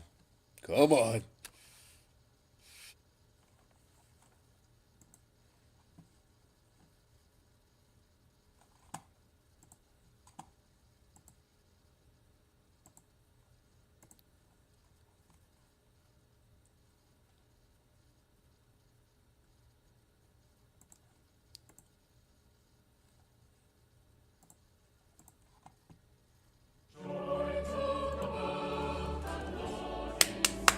A true thespian.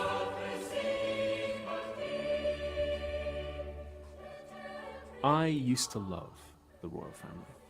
I used to like the idea of Britain being a monarchy. Look at this And I cheeky don't little anymore. lad. Over the last few years, I've gotten steadily more left-wing, and I've changed my mind about a number of things. But strangely, This guy is like... That paw is fucking caught. This man is fucking...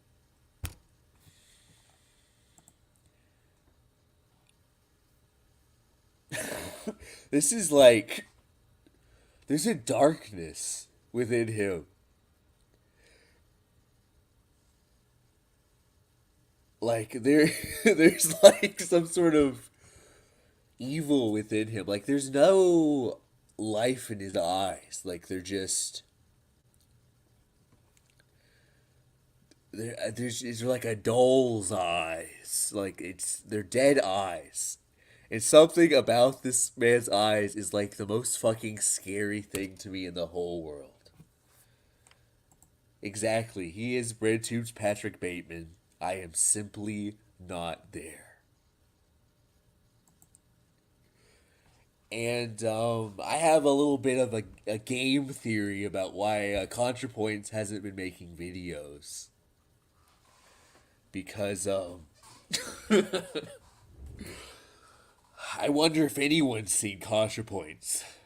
Because this man has money. He has notoriety. I assume he has power. And he has the... he has the ability to travel internationally. And let's just say, you don't want this guy on your ass.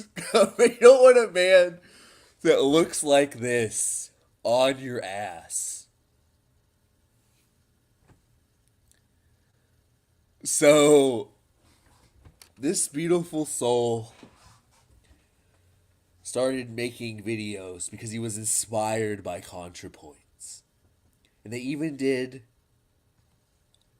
one stream together. And you can really see the beautiful interaction between them. Let me get that stream.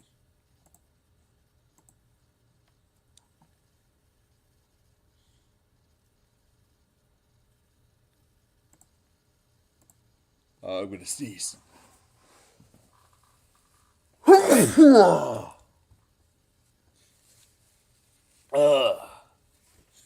is my first stream sneeze. How's it feel?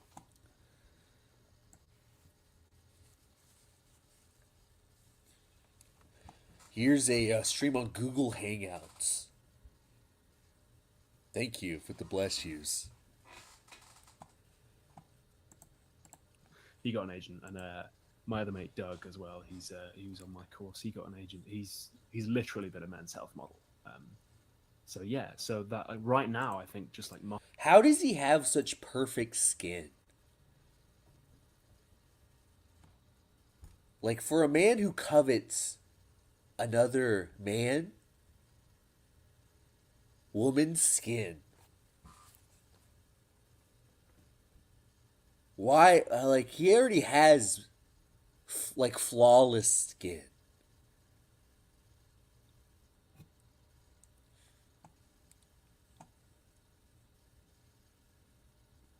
You think it's makeup? You think he's caking himself in makeup? You know what? Here's another fucking game theory. I don't think that this is his, like, ContraPoints isn't his first victim. This is already a skin suit he's constructed. I don't know who this is, but this is not the first. And certainly not the fucking last. muscles are in. Maybe it's like a superhero thing, but it can't just be a superhero thing because they are like casting muscly guys in stuff that isn't even superhero movies. So yeah, who knows? Yeah, there you go. A collab with Ask a Mortician would be amazing. Yeah, I really like Ask a Mortician. I think I wanted to do. It was a few years ago, I think. Chat's going mad. Well, yeah, Nat's our special guest for tonight for as long as she'd like to be. Yeah, it's good to see you. Yeah, you too. I'll see you for real next week. That'll be exciting. Yeah, like Wednesday.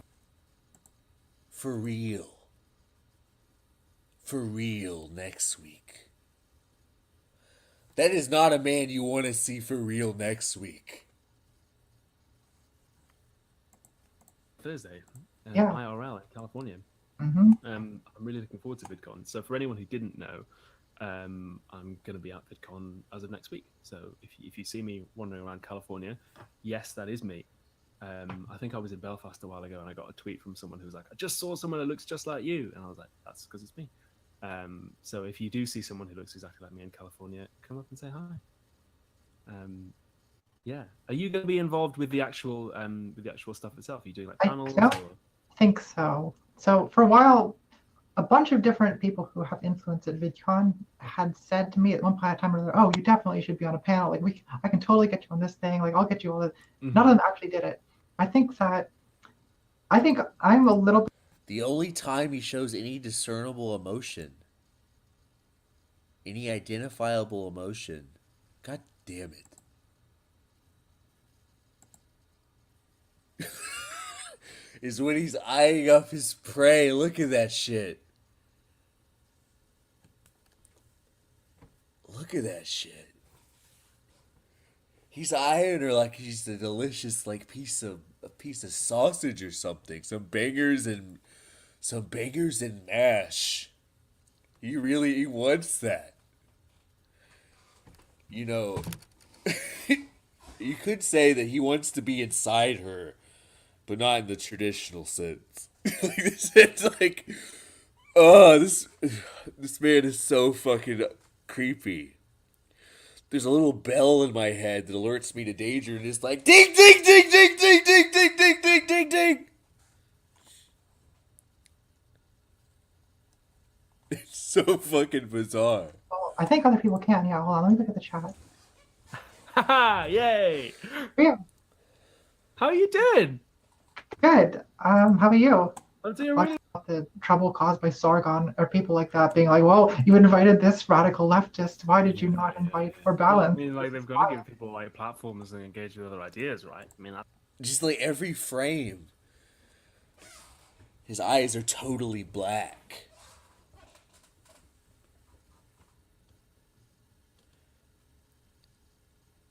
It's just, I don't.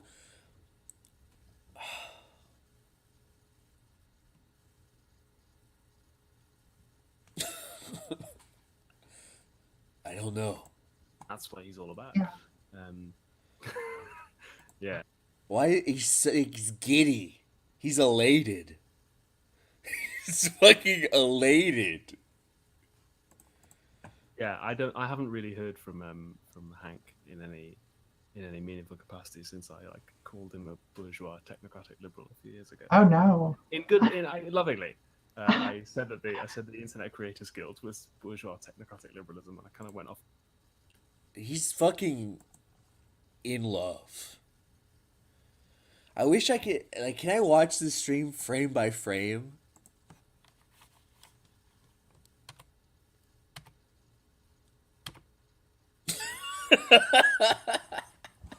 There's just so many frames where he's... I don't even know if I can get my face to do that. I don't even know if I can do... I don't even know if I can... My face is capable of making something so fucking frightening.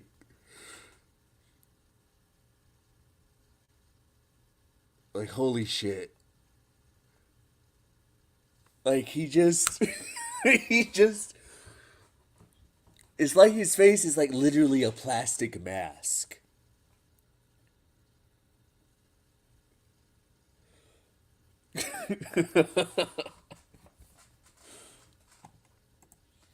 Someone said period.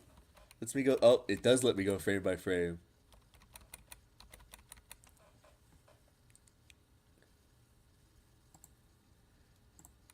And I said, yeah, if you want anyone's autograph, just let me know, and I'll get it for you. And she sent me this list. I've got no idea.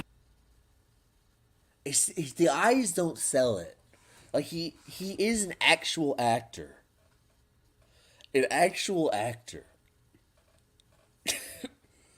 He's gonna be in Star Wars. Some sort of Star Wars show or movie or some bullshit like that. And but his eyes, it doesn't sell at all. His fucking eyes are so vacant. It's crazy. I know I keep saying this over and over, but it's fucking mind-boggling. I mean, look at his smile. He has all the right pieces to it. But his fucking eyes are just so goddamn empty.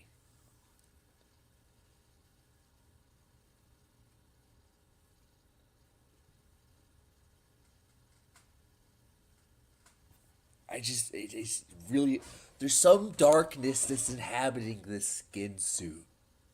Some sort of demon.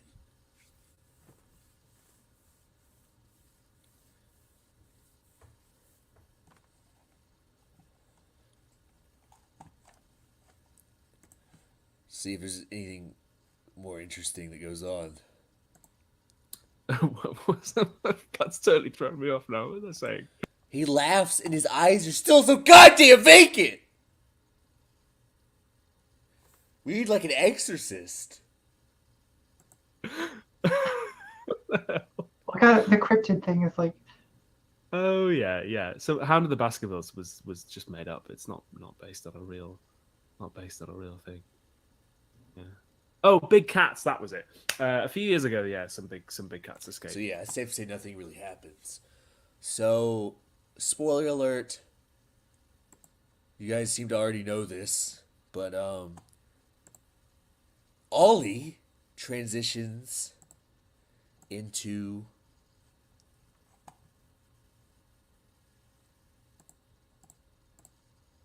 Abigail. Hello, my name is Abigail Thorne. I'm a professional actress from Newcastle upon Tyne. I live in London, and I'm the creator of PhilosophyTube, an educational show that teaches people about philosophy in a fun way. I started the show almost 7 years ago when the coalition government tripled tuition fees because I wanted to give away my philosophy degree for free. At time of recording, the show has just over 800,000 subscribers. In my most recent video, Identity, I came out as a transgender woman.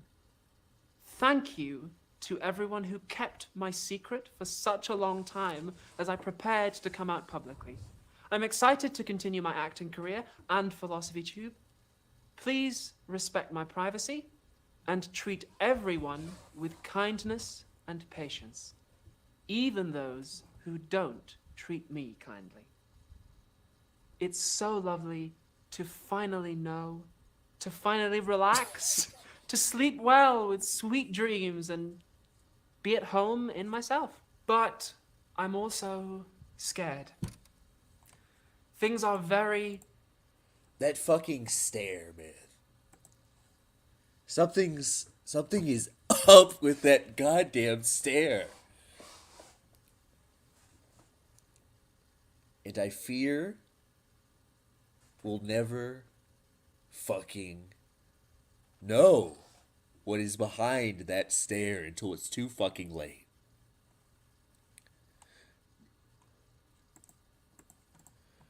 Very bad for trans people in the UK right now, and they're getting worse. Because of my existing following, I have now instantly become one of the most recognizable trans people in the country, and I feel an enormous pressure to be good at it. Like, if I could only be clever enough, or pretty enough, or funny, or articulate enough, then things would magically come right. Alas, I can't be a perfect paragon of trans Britain. I'm just an actress. But I can relay the following facts. Trans people have existed for as long as there has been a Britain. Longer. But even after a century of feminism, the government still dictates what we can do with our own bodies. The NHS is forced by outdated rules to discriminate against us. Just look at that.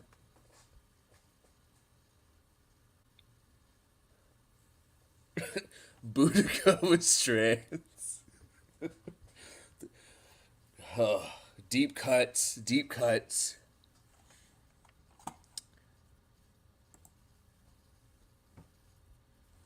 It's those eyes, man. I just keep saying it.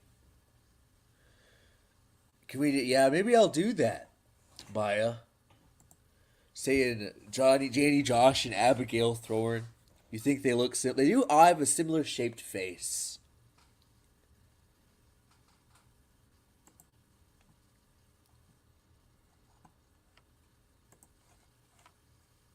Let me get a photo. Joshua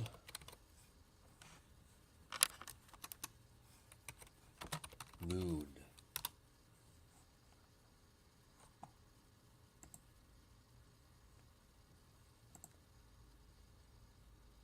Oh my god, that's like almost spot on. Abigail Thorne.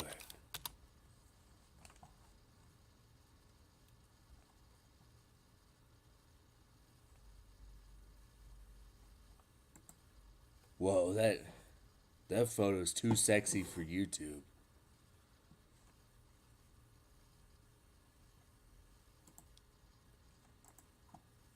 Too sexy.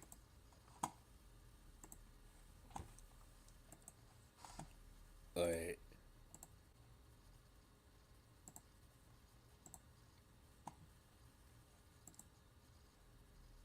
Here's Abigail Thorne.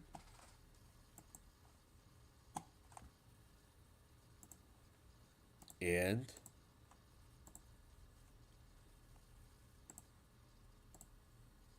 Joshua Connor Moon.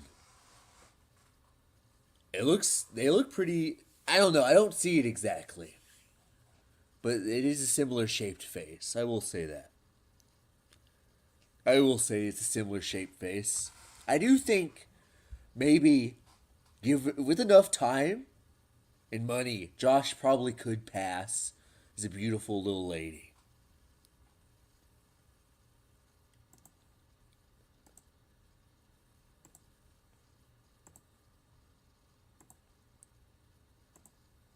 Back to our scheduled programming. If a cisgender, that is, not trans, woman, wants hormone replacement therapy for menopause, she can get it from the GP.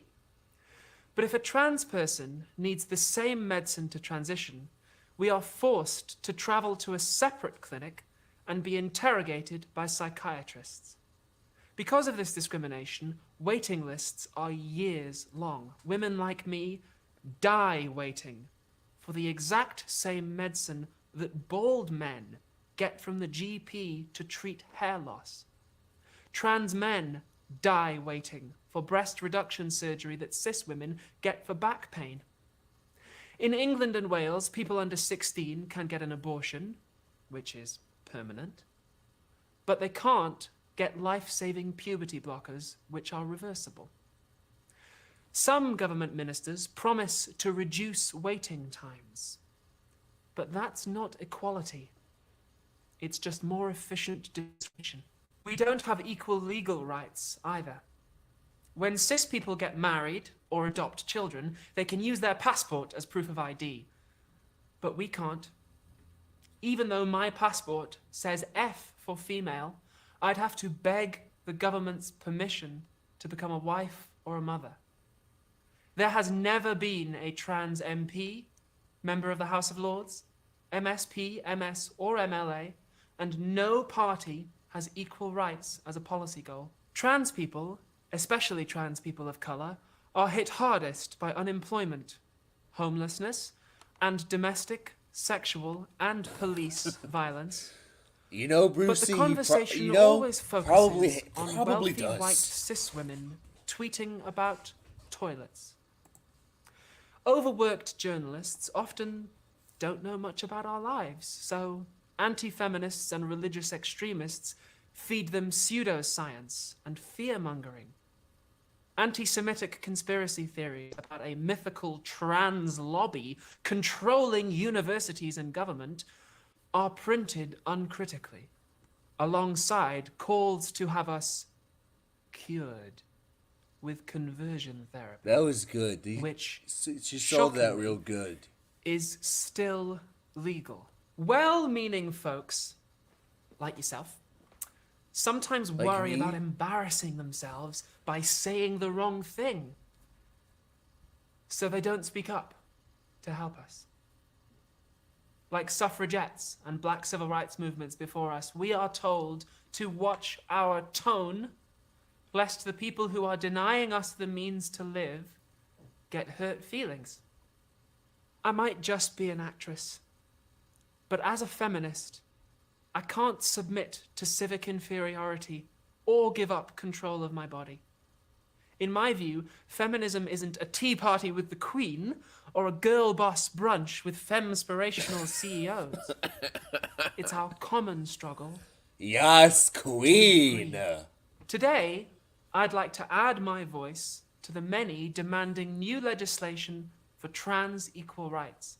That is, an informed consent system of medical transition and a self-ID Yes, system of legal Queen. transition for all who desire it, including non-binary people. Everyone else in Britain gets their healthcare and gendered services that way.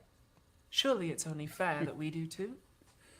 In my mind, there's no question about it, just as there was no legitimate debate about whether to give gay and lesbian people equal rights. We don't cancel or silence flat earthers when we set aside their concerns about space travel and start listening to cosmonauts. That said, What? equal rights. I'm sorry, I looked away won't for a fix second. Now we're the talking poverty, about space. criminalization, surveillance, and state violence facing all those who work for a living rather than own property and capital. Trans equality must be part of a huge redistribution of power and resources so society serves human need instead of profit. I hope that someday soon, people of all ages realize that being trans is perfectly normal. Like all human beings, we are inherently valuable and entitled to self-determination. And if that makes some people uncomfortable, well, it's only because they're choosing not to live in reality. These are scary times. But courage calls to courage everywhere, and its voice cannot be denied. Even when other people make it hard, That was a good being line. trans is a gift. My love goes out to every trans person within the sound of my voice, in Britain or overseas, especially those who can't come out yet. This above all. Because I'm scared. Don't you understand? She stared directly at me with those fucking eyes, and if I say something wrong, she's gonna come to my house and fucking kill me. I'm goddamn scared.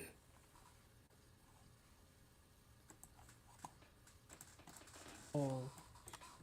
To thine own self be true. And it must follow as the night the day, thou canst not then be false to any man. That was good.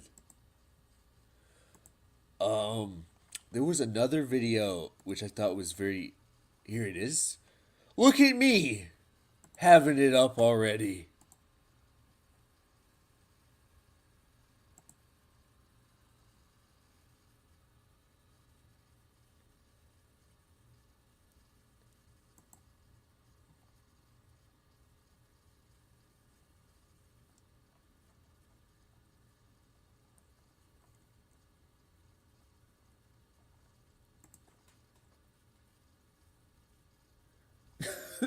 Can I like level with you guys about something? Wearing this eye patch in the dark with bright light, sometimes my brain cannot fucking process what is going on.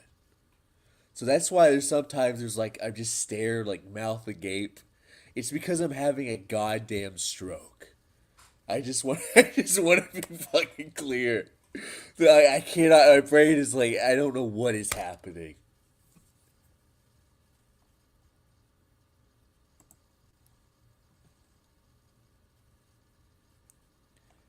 But this video was it was kind of weird. I know it's going to be hard to believe. Several years ago, I was invited to be the ethics consultant at a banking conference.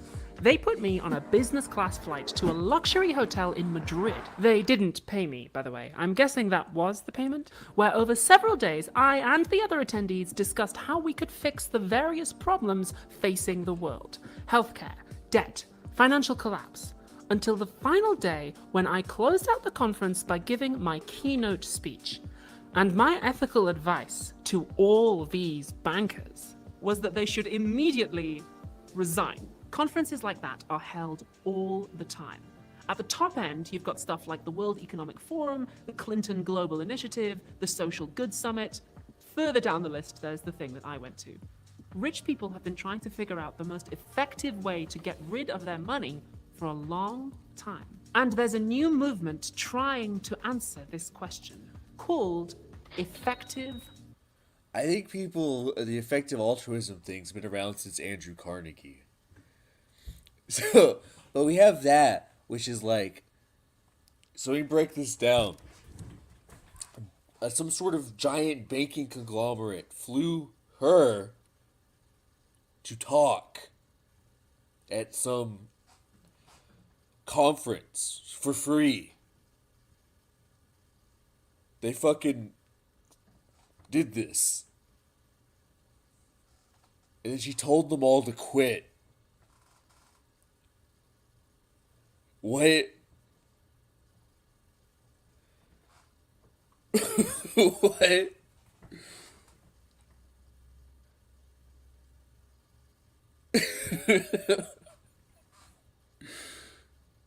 I don't. This is the same person. This is the same person.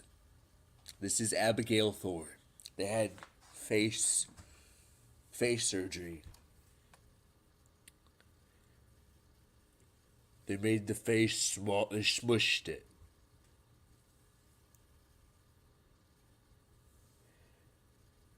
The ethics consultant, as Surfer rightly points out.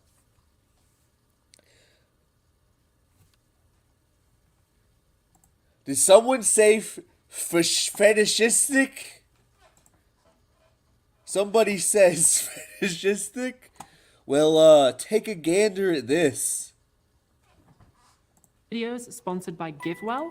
They're an EA organization Take a that claims gander to at this. investigate and recommend effective charities. If you're very clever, you'll already have noticed that Take a effective gander altruism at this. makes a number of key assumptions.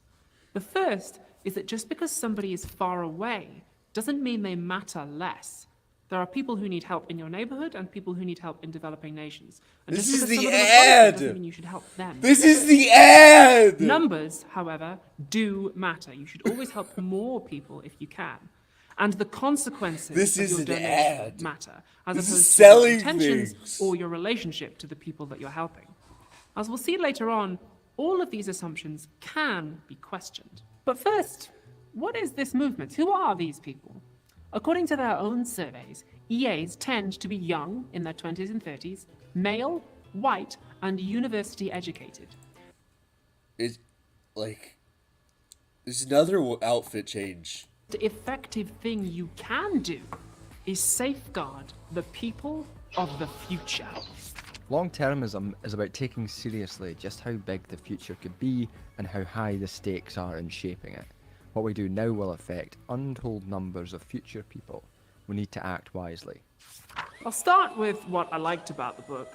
McCaskill has some interesting What is discussions of this? the ways that technology can affect society's What values. is happening? The idea is that when you create a piece of tech to do a job, it becomes more difficult to ask, should this job be done?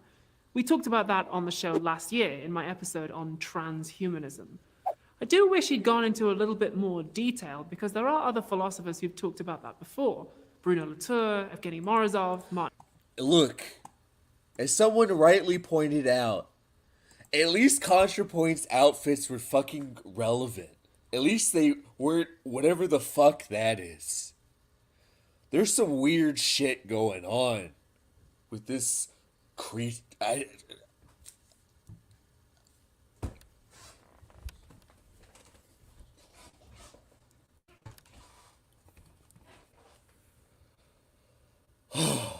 It's weird shit.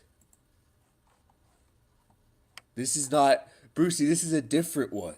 This is the man that wanted to wear her skin, and now he has it. Now he's wearing the skin.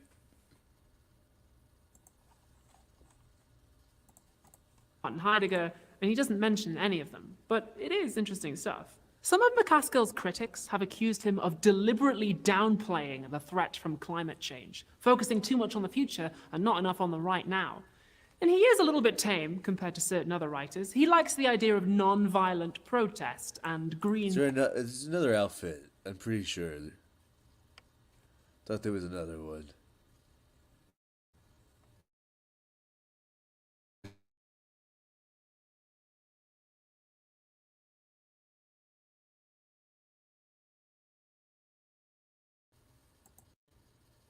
scenario. So if you would like to see that show, you can at go.nebula.tv/theprince. Whoa. That's where it'll be, along with every episode of Philosophy Tube, which gets uploaded to Nebula early and without ads. And not just Philosophy Tube either. There's loads of creators on Nebula. There's fucking... Remember Lindsay Ellis? Used to make really good video essays, then retired from YouTube?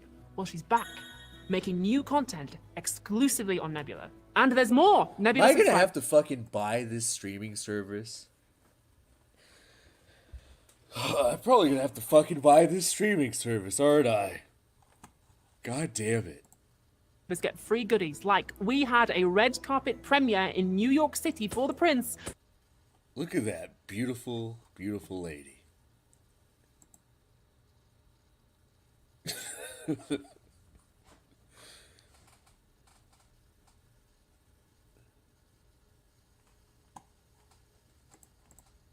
And Nebula subs got free tickets. So, Nebula's good. It's $2.50 a month if you get the annual plan, which is absurdly cheap compared to other streaming services.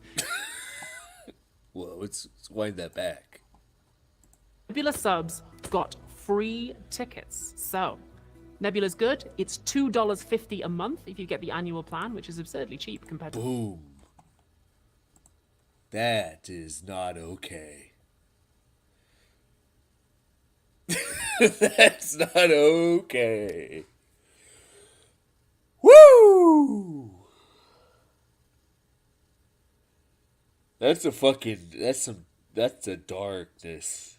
That's a bad, that's a fucking darkness in those eyes. That's fucking dark.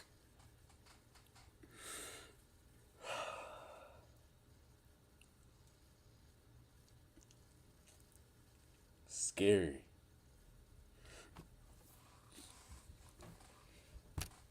With a look like that, she looks like she's going to rape the conservatism out of people. Like she's gonna pick up Nicholas J. Fuentes and just rape the alt-right out of him.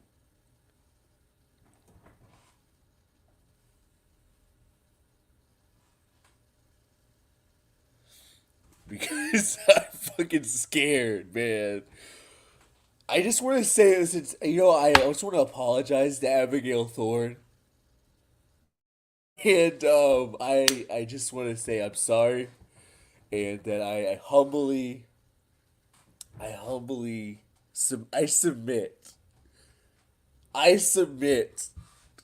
That's all I'm saying. I submit. I don't want any trouble. I submit. I look. I'll put the rose in my bio. I'll do whatever I need to do. I absolutely submit. I don't want no trouble. My skin, I got eczema. You don't want my skin. You don't want my fucking skin, okay? It's not good.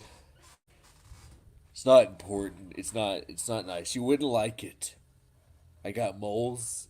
You don't want no part of my skin. What would you do if the next time I streamed, it was that face with an eye patch, doing this voice, pretending like nothing happened?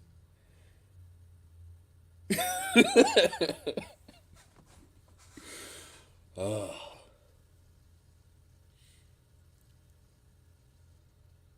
That would be... Oh.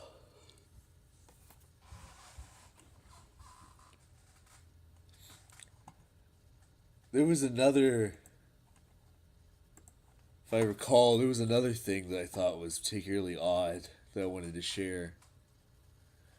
ContraPoint's maybe the best BreadTuber, but PhilosophyTube is my favorite.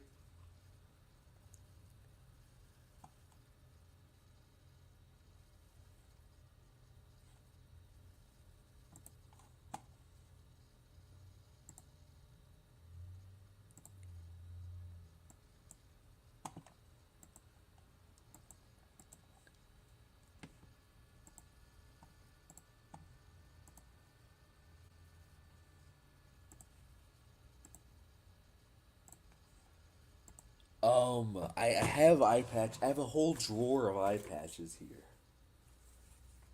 Not to break any sort of illusion. I got, a handful of them here.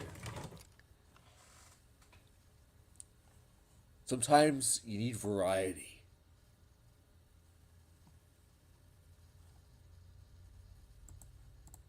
Catch this video ad-free and uncensored only on... There we go. Have are a lot of very different tools that are all called AI. We have algorithms that judge people on their parole hearings, job applications, and credit scores. We have security systems that can recognize faces and voices. And we have text and image generators like DALL-E and ChatGPT. We are going to be talking about That's a good pause right there. That's when she's changing into her lizard form.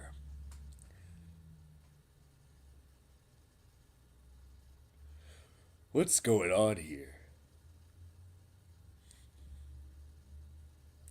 Am I allowed to say, I feel, fuck it.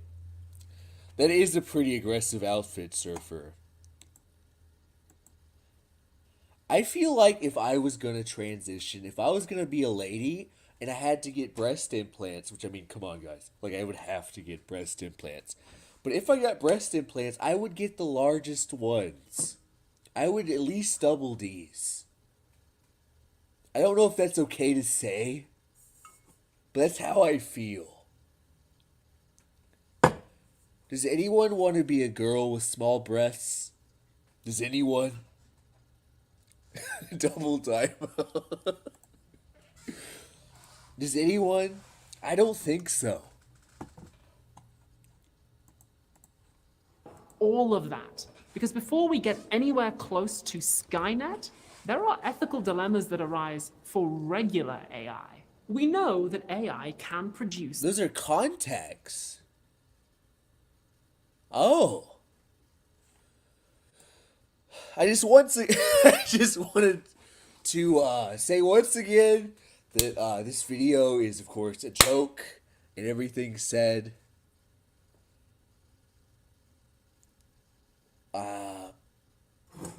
Please do not hurt me.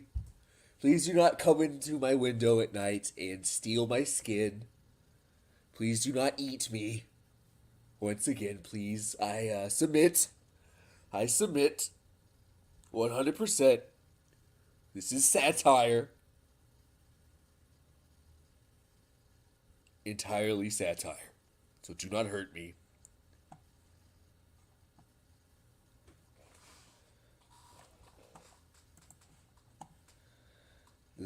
Another, oh. Ooh. A technical snag. The reason it's an issue is ordinary people wouldn't have the ability to challenge institutions who misuse AI. I don't even understand. I don't even understand what this outfit is.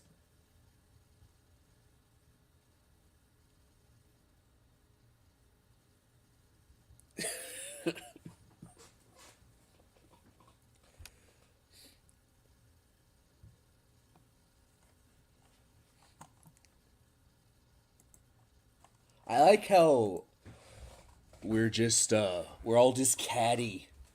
Just going like, oh no, you didn't. Don't wear that. We're just being catty. We're catty chat. We're classy outfit than the average British woman. Certainly more than Elaine. Up top. Got him.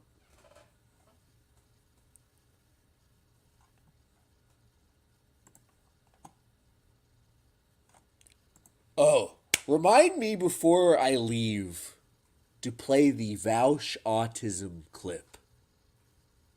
Remind me. Speaking of a low attention span. So not a tech problem. Whoa. I wrote about 53,000 words worth of notes for that episode. And I wanted a look that combined... What the fuck?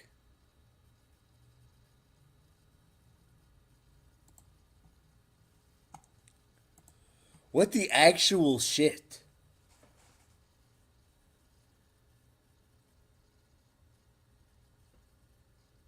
This isn't a costume. What is this?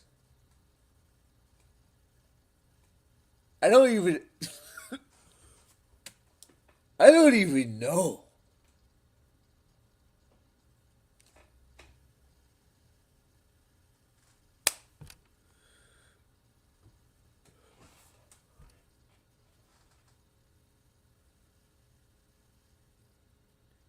That's a great question. How is this allowed on YouTube?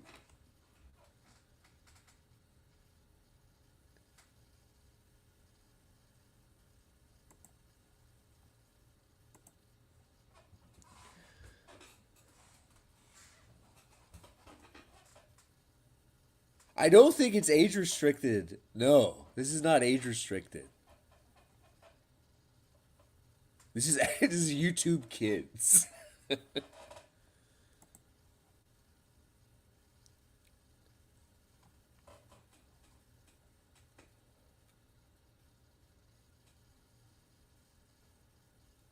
Oof.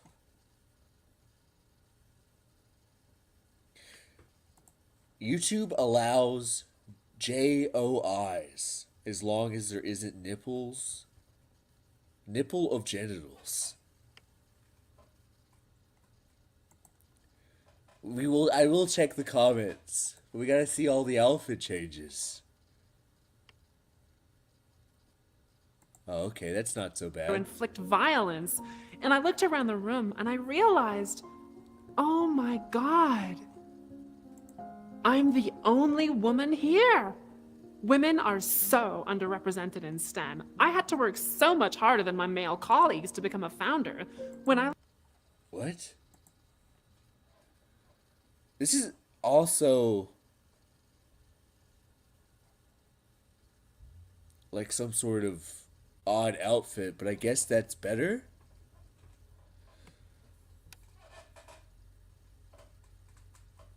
I guess that's better.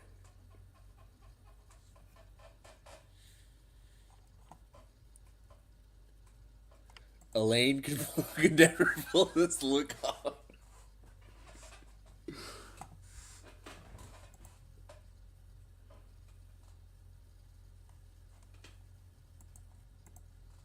I left Harvard, I had nothing but a dream and my dad's software company. I sacrificed so much. Family, health, sleep, friendships, my marriage. And it's all been worth it because I followed that dream and now I'm here. I believe every woman should have the opportunity to follow her dream by working for me. And that's when I had the idea for Allie. Just like the journey of 1,000 miles begins with a single step, the most sophisticated artificial minds are assembled from millions of tiny computer-based tasks. We're giving women in refugee camps and prisons the chance at a global family by empowering them to become micro-entrepreneurs, teaching our algorithms to recognize text, faces, and more, one click at a time. The tasks are flexible, easy, and... Alright, okay. This is a whoa. What's this? Lithium is used in rechargeable batteries. It's in laptops and cameras and electric cars. I own a small battery-powered device which almost never leaves my hand, which needs lithium to function. And What as well is this outfit? Is this like a Lara Croft?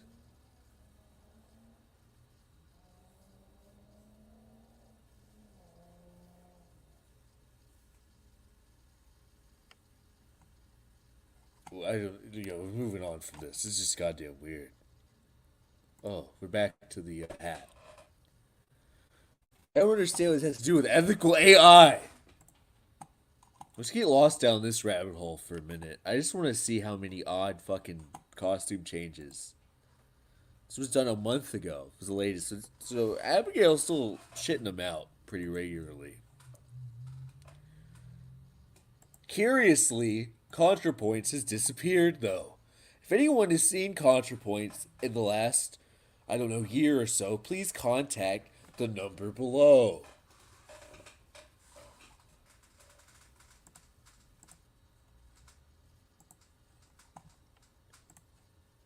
This one has a very provocative title of How the Police Make Up the Law. catch this video ad-free and academic... What the H? That one's not so bad.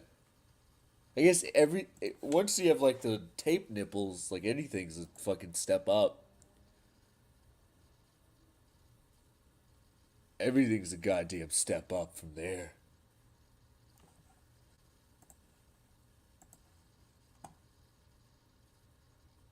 What we got? Oh my god. That people couldn't actually pay back. In response, the British government decided not to fundamentally alter the way we do finance or housing, but to cut back massively on public spending. They made huge budget cuts to youth programs, education, the arts, healthcare, just about every government department, cuts which are referred to What's as going on? austerity. Oh, that's right. The I will state- check the comments, Zod. So we got that one. Oh, only... Whoa. We got yellow. I guess we'll read the comments now. Let's see what we got here. Stop right there, criminal scum.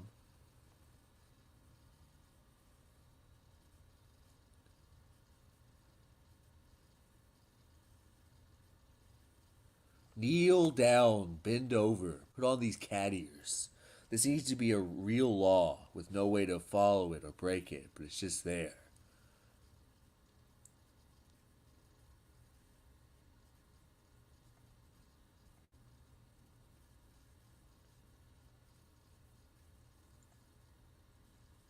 With regards to stop and search, I'm autistic, and I'm terrified of the whole idea that criminals act different than law-abiding citizens.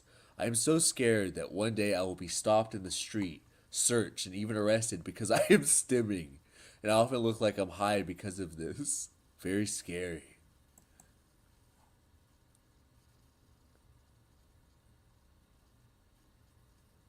I don't see a lot of thirst ones. Let's go back to the other ones, see if there's any thirst comments.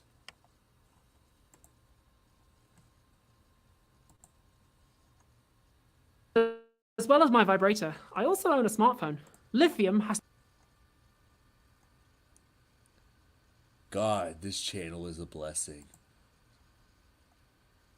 She replies with, where's the reply? Oh my G. Ah, thank you.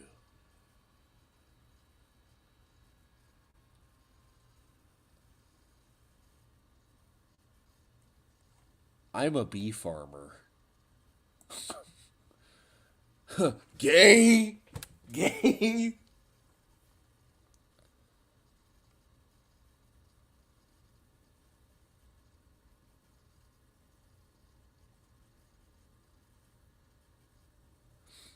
I don't see nothing. God, the penis detection machine trauma is so real. I have to talk to so many TSA agents, shame in my voice, telling them, yes, I am transgendered, yes, I have a penis. And there's always a 50-50 chance of them being so outright disgusted with me for existing. When I was a teenager, one of them immediately grimaced, turned to their coworker and said, I don't want to touch this thing. Will you take it? I never had a single non-horrible experience with that damn machine.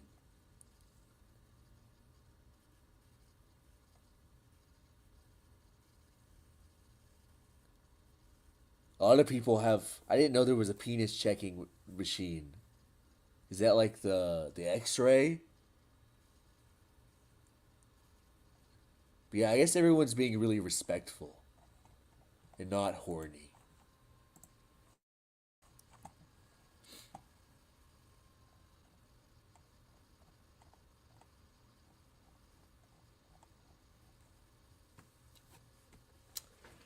Let's see.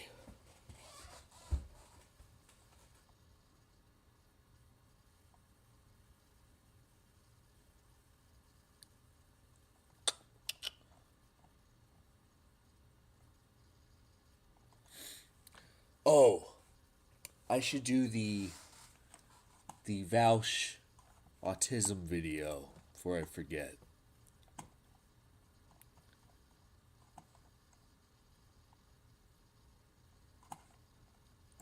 Vaush has become now a respectable internet daddy, and he gives kids advice.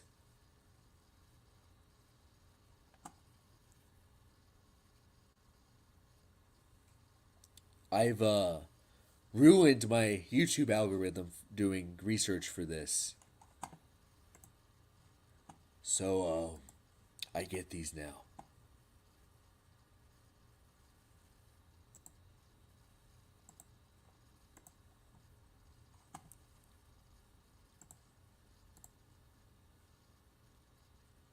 is something that autistic people learn as a defense mechanism because they are punished for behaving in a fashion which is more in line with how they actually feel. When interacting with other people, you should learn how to responsibly channel your enthusiasm for the things you actually do care about. Autistic people are worse than most when it comes to performative small talk. One of the best ways you can learn to engage on terms that'll make you and possibly them happy is to identify things that you're interested in and find interesting ways of conveying them. Small talk isn't about small talk. Small talk is about having a bunch of trite, irrelevant subjects to run through that allow you to get a read on the other person that you're talking to, because it gives you an idea of how they're engaging with you. You can read their tone, their mood, what they may or may not be interested in. If you don't have an interest in it, that's fine, but don't think it's because neurotypical people are less interesting than you or because they're less smart than you. They're just engaging with something that you don't find interesting. Masking.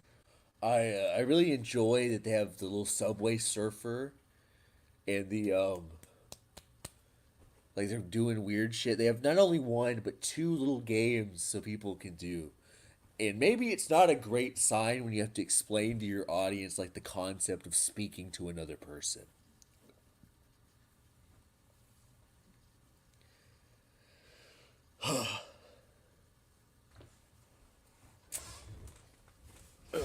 Poor Vaush. That's what the Vaush is. That's like the level of a BreadTube audience. These little shorts are pretty funny. You don't want to be, if you're progressive, especially if you're the only progressive or one of the only progressives. Look at those pretty horses. You really don't want to fit the stereotype of like the person who came there with a chip on their shoulder and you're young and you're a college student and a college student is like really argumentative and you're so passionate and opinionated, but you haven't seen the real world yet, so you don't really know, do you? And then you go out and you start arguing with everyone. You're very obnoxious. You're very preachy. I don't know. If you Probably do that, for not no only do you set reason. people against you, but you fit a stereotype so cleanly that other people don't even feel they need to contest your positions. They can just kind of laugh you off. You don't want to be, if you're progressive, especially if you're the only, as a product of the extremely broad and deliberately vague laws that have been passed by the DeSantis administration in Florida, schools are clearing out all of their books until they can be specifically and independently verified. This is fully and without exaggeration in line with the behavior of totalitarian regimes. Felony charges of non-sanctioned books are presented in classrooms. Teachers, I mean, we're talking $32,000 a year, honest to goodness. The M&M score. Why are there so many Republicans are really, really angry? So just little shorts. It's making little Tic Tacs.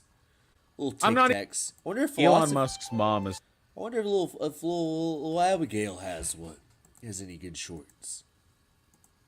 YouTube sharts, as I like to call them, because they come out of people's butthole.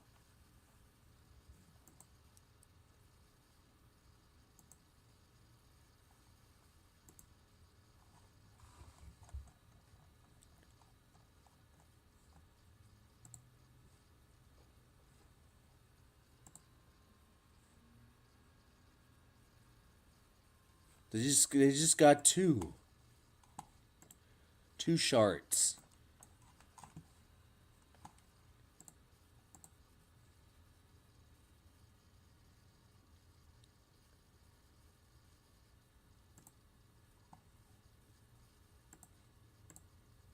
Sometimes the law can make us do things that are immoral. For example, racial segregation used to be enforced by law. And sometimes the law doesn't seem to have anything to do with morality whatsoever. For example, pirating academic textbooks. Illegal. Yes. Immoral.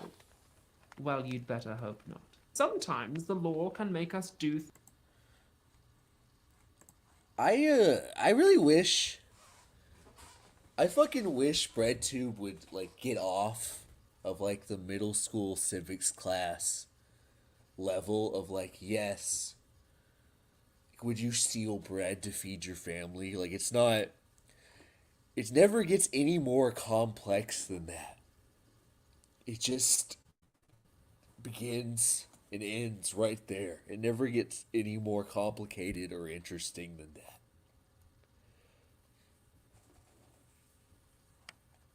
It's all theater kids that have discovered, like, the concept of political thought. Would you steal academic papers that undermine neoliberalism? Let's see if there's some clips of Abigail Thorne in movie. Does she have like an acting reel?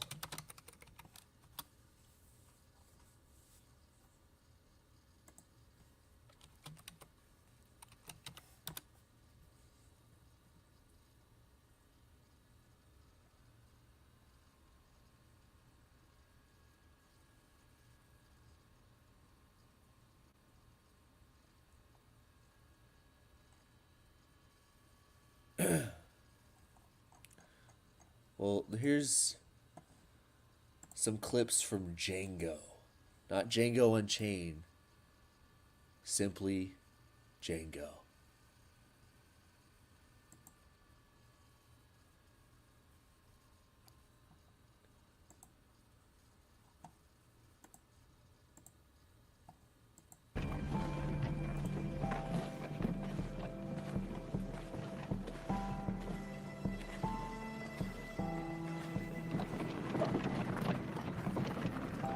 Is this a documentary? Abigail dragging a corpse uphill to dispose of it? I feel like that's something that would happen in real life. Welcome, gentlemen. You know the rules, honey. Right. To welcome you on full moon nights, we need your support. Thank you. What's your name, darling? Corman, man. 1871 Colt open top for Mr. Corman. You want to have fun, right? Let's pay. Be generous. Cavalry. That's the rule. Navy. As usual, we take good care of your weapons until dawn. What movie is this? As our guest in New Babylon, to witness Mr. Isaac Baroka from Austria across the sea tear one of you apart, ripping your heart out your chest and cutting off your ears before offering them to the demons that rule the world outside these walls. Then we will get drunk, be merry until we lose every last one of our senses.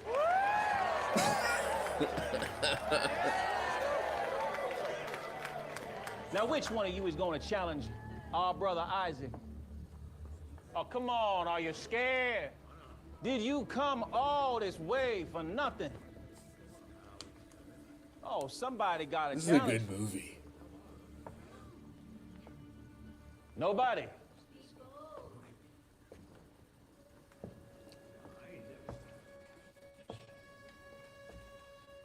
Ladies and gentlemen, we have a contender.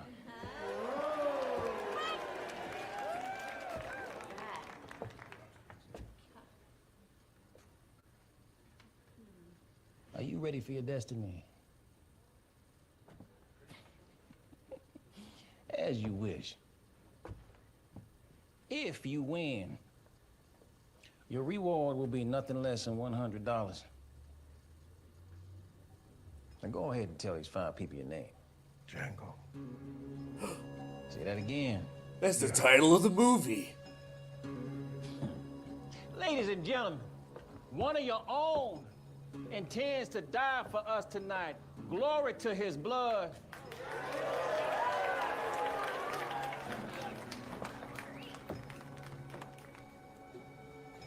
Now, who among you is gonna root for your friend, Django? Django. Who among you is gonna place bets on your friend? Django. My youngest, Kevin, who's gonna take your bets? Django. That is $20. Is that all? Alright. I guess they're not going to show any more of Abigail. So, I saw some interest to return to the based black man. So I'll do that before we call it a night. He had some pretty pretty fucking funny videos on his channel. His channel is FD Signifier. And aside from talking about BreadTube, he has some videos talking about anime. And he had a video talking about interracial marriage, which I'm going to play some of because it was pretty... At least the beginning of the video was pretty interesting.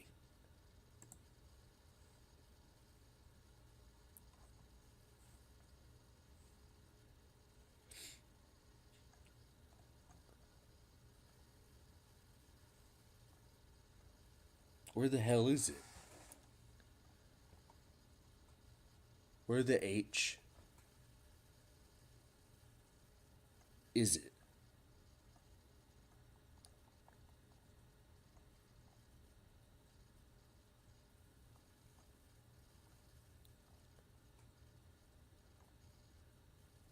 Am I having another goddamn stroke? Did I make this up? I feel like this was real.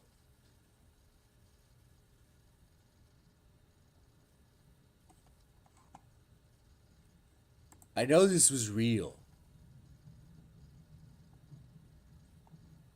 You know what I also hate about these goddamn people? BreadTubers. Don't read BreadTubers.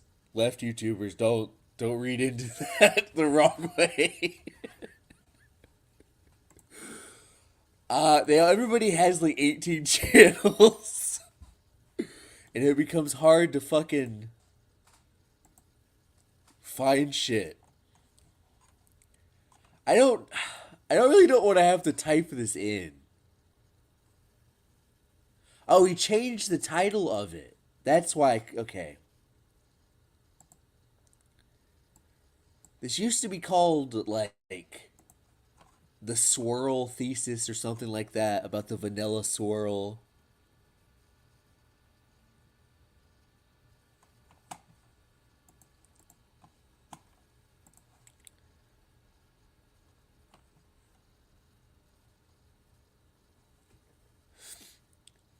Maya, I did actually prepare. I got a bunch of things. But the truth is that I lose interest in what I'm talking about. And I hop from thing to thing. Because even I don't give a shit sometimes.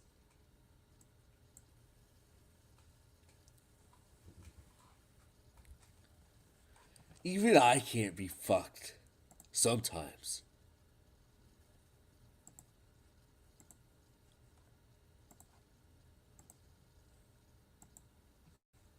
Sponsor me, kinda, by way of my streaming service, Nebula.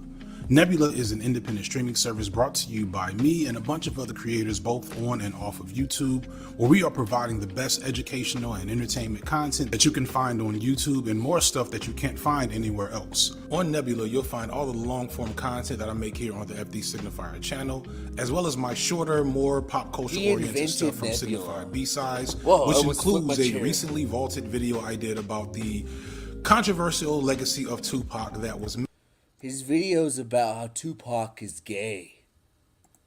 maybe a bit too spicy for general population. Except uncut with no commercials and no ad reads like the one you're seeing right now. You'll also find my short essay on the opening scene from the Boondocks and similar work from multiple other creators on YouTube.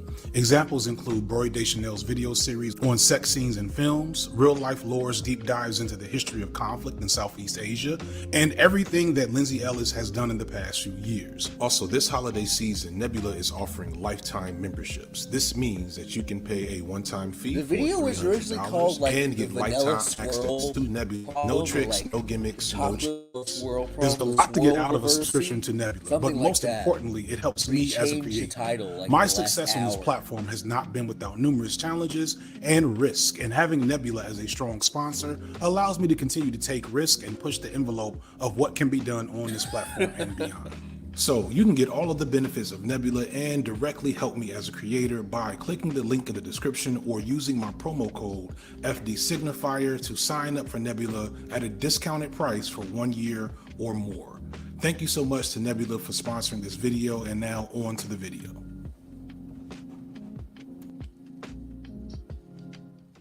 Six signs you want to look for that innocent, angelic, sweet white girl's actually dreaming all night long about that dark chocolate. My family does really get into like fancy talk. They'll have extensive conversations about cheese. People that are less argumentative, people that are more agreeable with you, people that may agree with you politically. Do you have racial preferences when dating? No. She has a preference, 100%. She prefers white girls and Hispanic girls. It would look like it does, but I don't. What about your partner? Yeah, black women. My dating preference is black, for sure. Is this the first time you've dated a black woman? No, I ain't new to this. And I got ass that move white girls like there's coke up my ass crack. Move black girls, cause man, fuck it, I'll do either. I love pussy, I love bitches, dude, I should be running, Peter. Sexual adventure and a little bit of spice. If she wants to be rebellious against her parents. I learn a new cheese every time I go to Connecticut. So why in the world would a non-black woman choose a black successful man who makes less money than her white counterparts? What would be the reason? I guess her had been stretched out in a while. So then I was doing all the stretching. It's like my starting to get numb. The fourth sign that a white girl is going to be sexually attracted to brown and black guys and want to hook up with you is that you got to consider that race might not be much of a factor at all. Because scientific studies have shown that... All right, we are entering into some Swirlonomics. dangerous territory today. You know, Baya, that's a great question. Why are Anglos so obsessed with black people?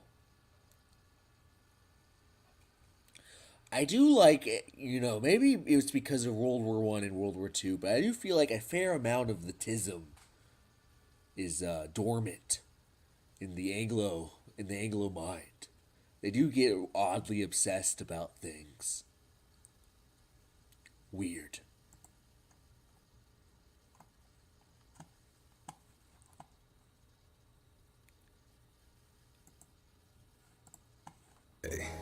I cast a wide net in terms of people that watch my content. link to that I have video fans from about- a variety of different spectrums and belief systems and experiences.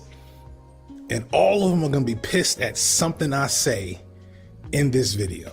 And normally I would look at that as a good thing. But I don't know. I may just be fucked up. This might be it. Share the video with This the might be it. cowboy hat. We'll see. We shall see. Bro, I Unless wanna you've been learn a hiding little under bit a about- rock, you've probably become aware I wanna of learn a little America's bit next about this, big guys. it couple, international pop star Taylor Swift, and all-pro tight end, Super Bowl champion, and future Hall of Famer Travis Kelce. You can tell that I'm much more of a football fan than the Swifties. They're Swifties. Isn't that a broom? You know what? There's no reason for me to antagonize Taylor Swift fans for this video. I'm gonna have enough smoke on me as it is. We might edit that out. The question though is, how many of you are aware of the girl that came before Taylor Swift? Or the girl that came before that? Or the girl that came before that? Travis Kelce had tons of fans among black women in the last few years because it was obvious that Kelce was a fan of them. But also because he's definitely a good looking guy, or at least he used to be. See, earlier in the summer, a lot of black women were shocked to see Travis go from shouty what it is to license and registration, please. And I remember making the joke privately that this meant that he must have found him a white girlfriend, and lo and behold, I was right. Aesthetics go a long way in dictating who you attract. I made a joke on a podcast a while back regarding the I date white woman haircut, which the joke was basically that you can kind of tell whether or not a black man is exclusively seeking out black women based on how he keeps his hair. And does anybody else want to feel like every part of culture now revolves around Taylor Swift?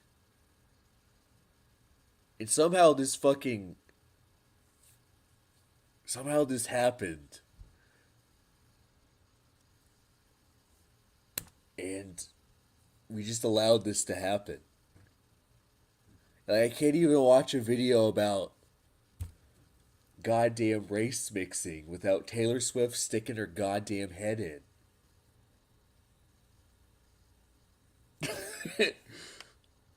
For real. It's intersectional Tay-Tayism. It's not just me. I'm trying to watch a video about a goddamn interracial coupling, and fucking Taylor Swift is interjected. It's not just me. It's like every fucking thing. God damn it. Everything.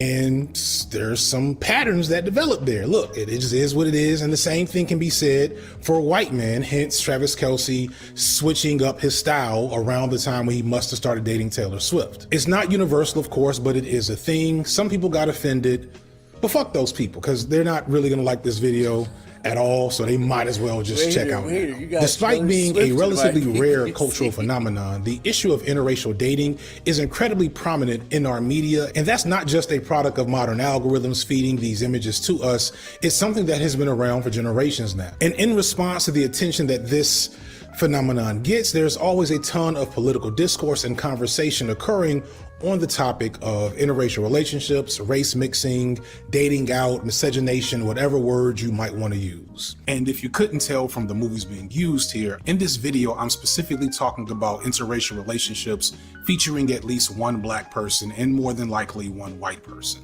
This is not to exclude other people's experiences with interracial relationships, but for the purposes of this video, the focus is going to be solely on how this specific social phenomenon affects black people and the way we experience, see, and are seen in the world. Anything with black people is inherently political. Being black is inherently political. But with interracial relationships, I think there's a genuine lack of understanding on the complexity of the politics for this topic. As much as I feel like I've heard about this topic for my entire life, I seldom felt like I heard something that was well thought out or well researched or a depthful analysis of the phenomenon. So since this is a topic that has hounded me recently for reasons I'll get to later, I figured now would be a good time to do a lighter, fun video on an issue that I won't say doesn't get enough attention, but maybe not the right type of attention. Don't worry too much though, even though this is possibly a heavier topic. I've done a lot of heavy shit recently, and I wanted to have some fun with this one. So let's jump into the first major section. Chapter 1, a hard conversation about slavery and In slavery, black men and women were viewed as subhuman property, as well as hypersexual and animalistic. Our body parts were at times literally dissected and put on display in museums, and our humanity and autonomy was persistently violated, with women being the main target of sexual violence by white slave masters and overseers, often producing biracial children who would then become the legal property of their white fathers. That said, black men were not safe from sexual violence either. I don't know what it is, but that is a fucking correct statement. There is something, I don't know if like it's like a genetic thing. He even has like the rounded face that like Vaush has and like the goatee. I don't know how much of that is like grooming or if like there's something in the water. But like, I don't know. Like, he's a type. He's a type.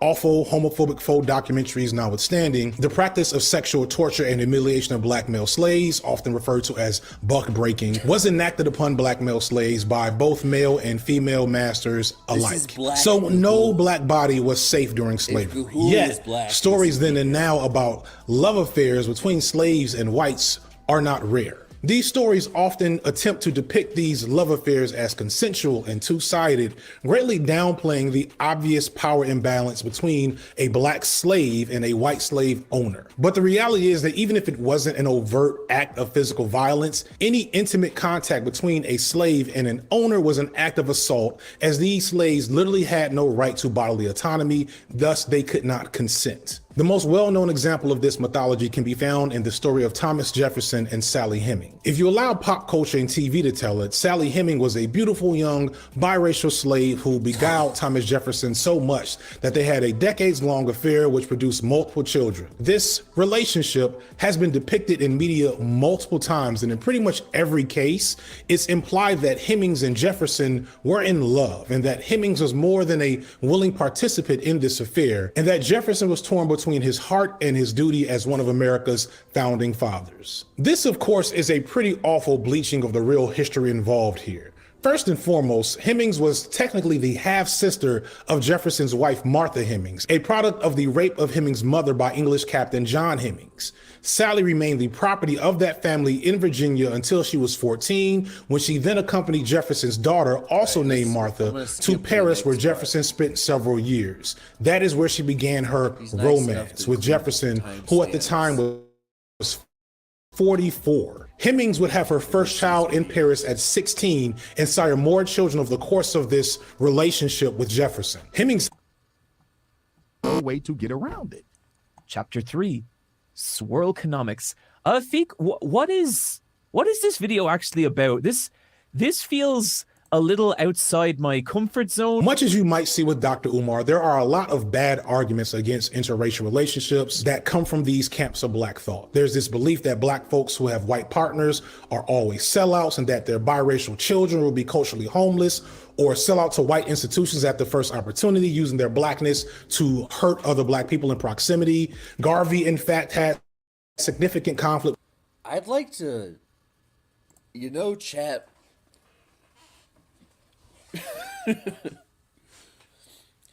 Black people say that white men are stealing their girlfriends, and white men say that black men are stealing their girlfriends.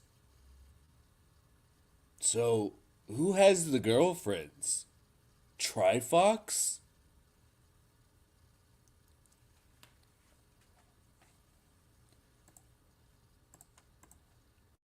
With biracial people for similar reasons during the time of his movement.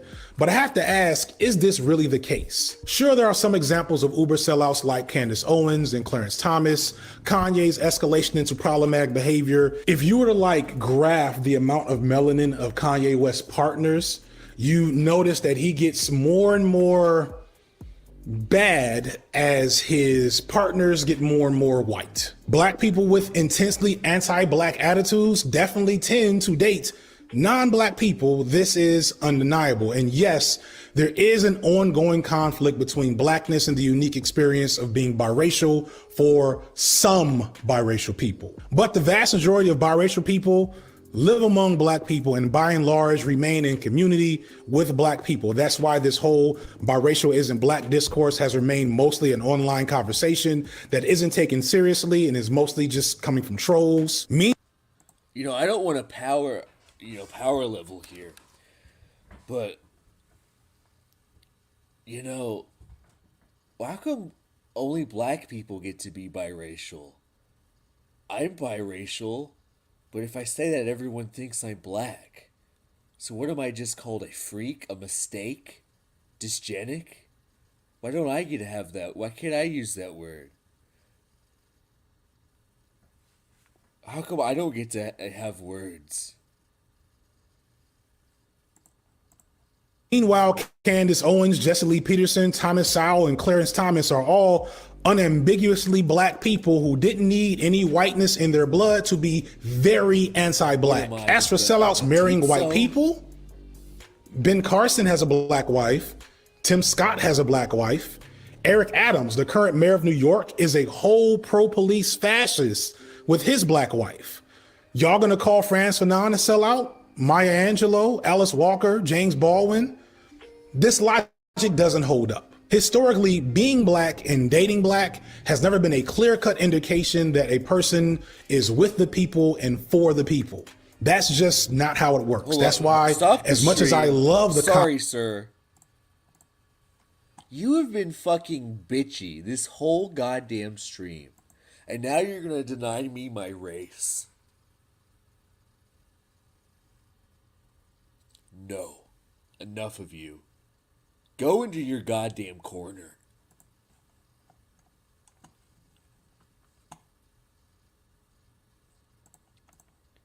concept of black love, I made a whole video about why it's not real. Black love isn't as revolutionary and radical as we like to think it is. Maybe it was at one time, but at this point, it's kind of been cooked. We often allow the aspirational veneer of black love to blind us to when black people clearly don't have our best interest in mind. So it doesn't make sense to have this all-encompassing critique of people who are biracial or in interracial relationships as automatically less black or sellouts.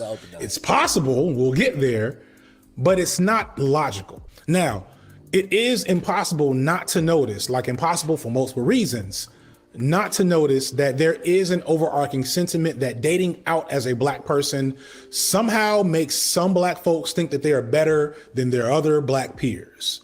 It's the anti-black urge to want to find some way, any way, to distance yourself away from blackness. We see it constantly from black people, whether it be slight dog whistles about what kind of aesthetics are classy or ghetto, or when people are being outright anti-black and explicitly seeking to separate themselves as the good kind of black or acceptable. All right. I'm falling asleep, chat. So we're going to wrap this shit up.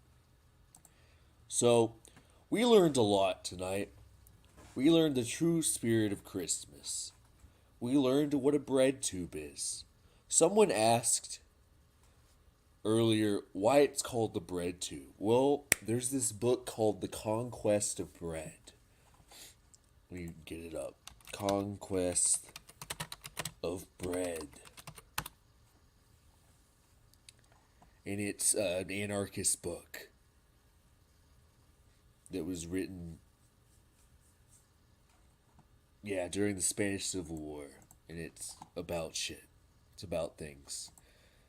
And we're supposed to believe that somehow that maybe they read this. Who's to say? Who's to say?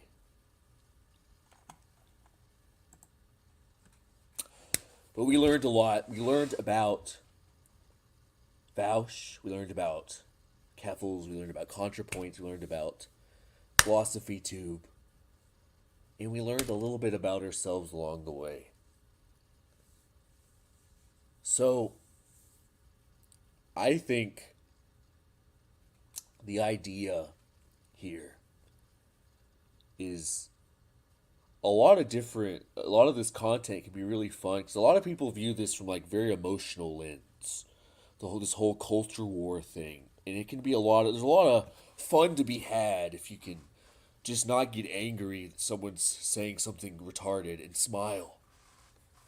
Just you have a big old smile, and that someone's saying something so bizarre, so strange,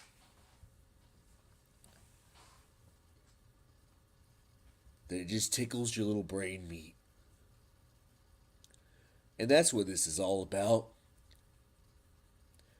And if you ever want to make an obscene amount of money while having little to no effort, become a political man. Stream about the news. And just say whatever stupid shit comes into your head. And you will have a following. As long as you take some sort of radical position, you'll make money. And isn't that what the world's about? I hope you have a fucking Merry Christmas, everyone. I'm going to do my little Christmas jig for you before we head out.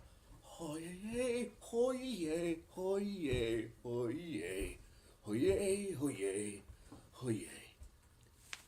I hope you guys have a great night. I will have a stream definitely for you next Tuesday And I may have another stream this week later, towards the end of it. Who's to say? Bonus stream. So, have a good night. And Merry early Christmas.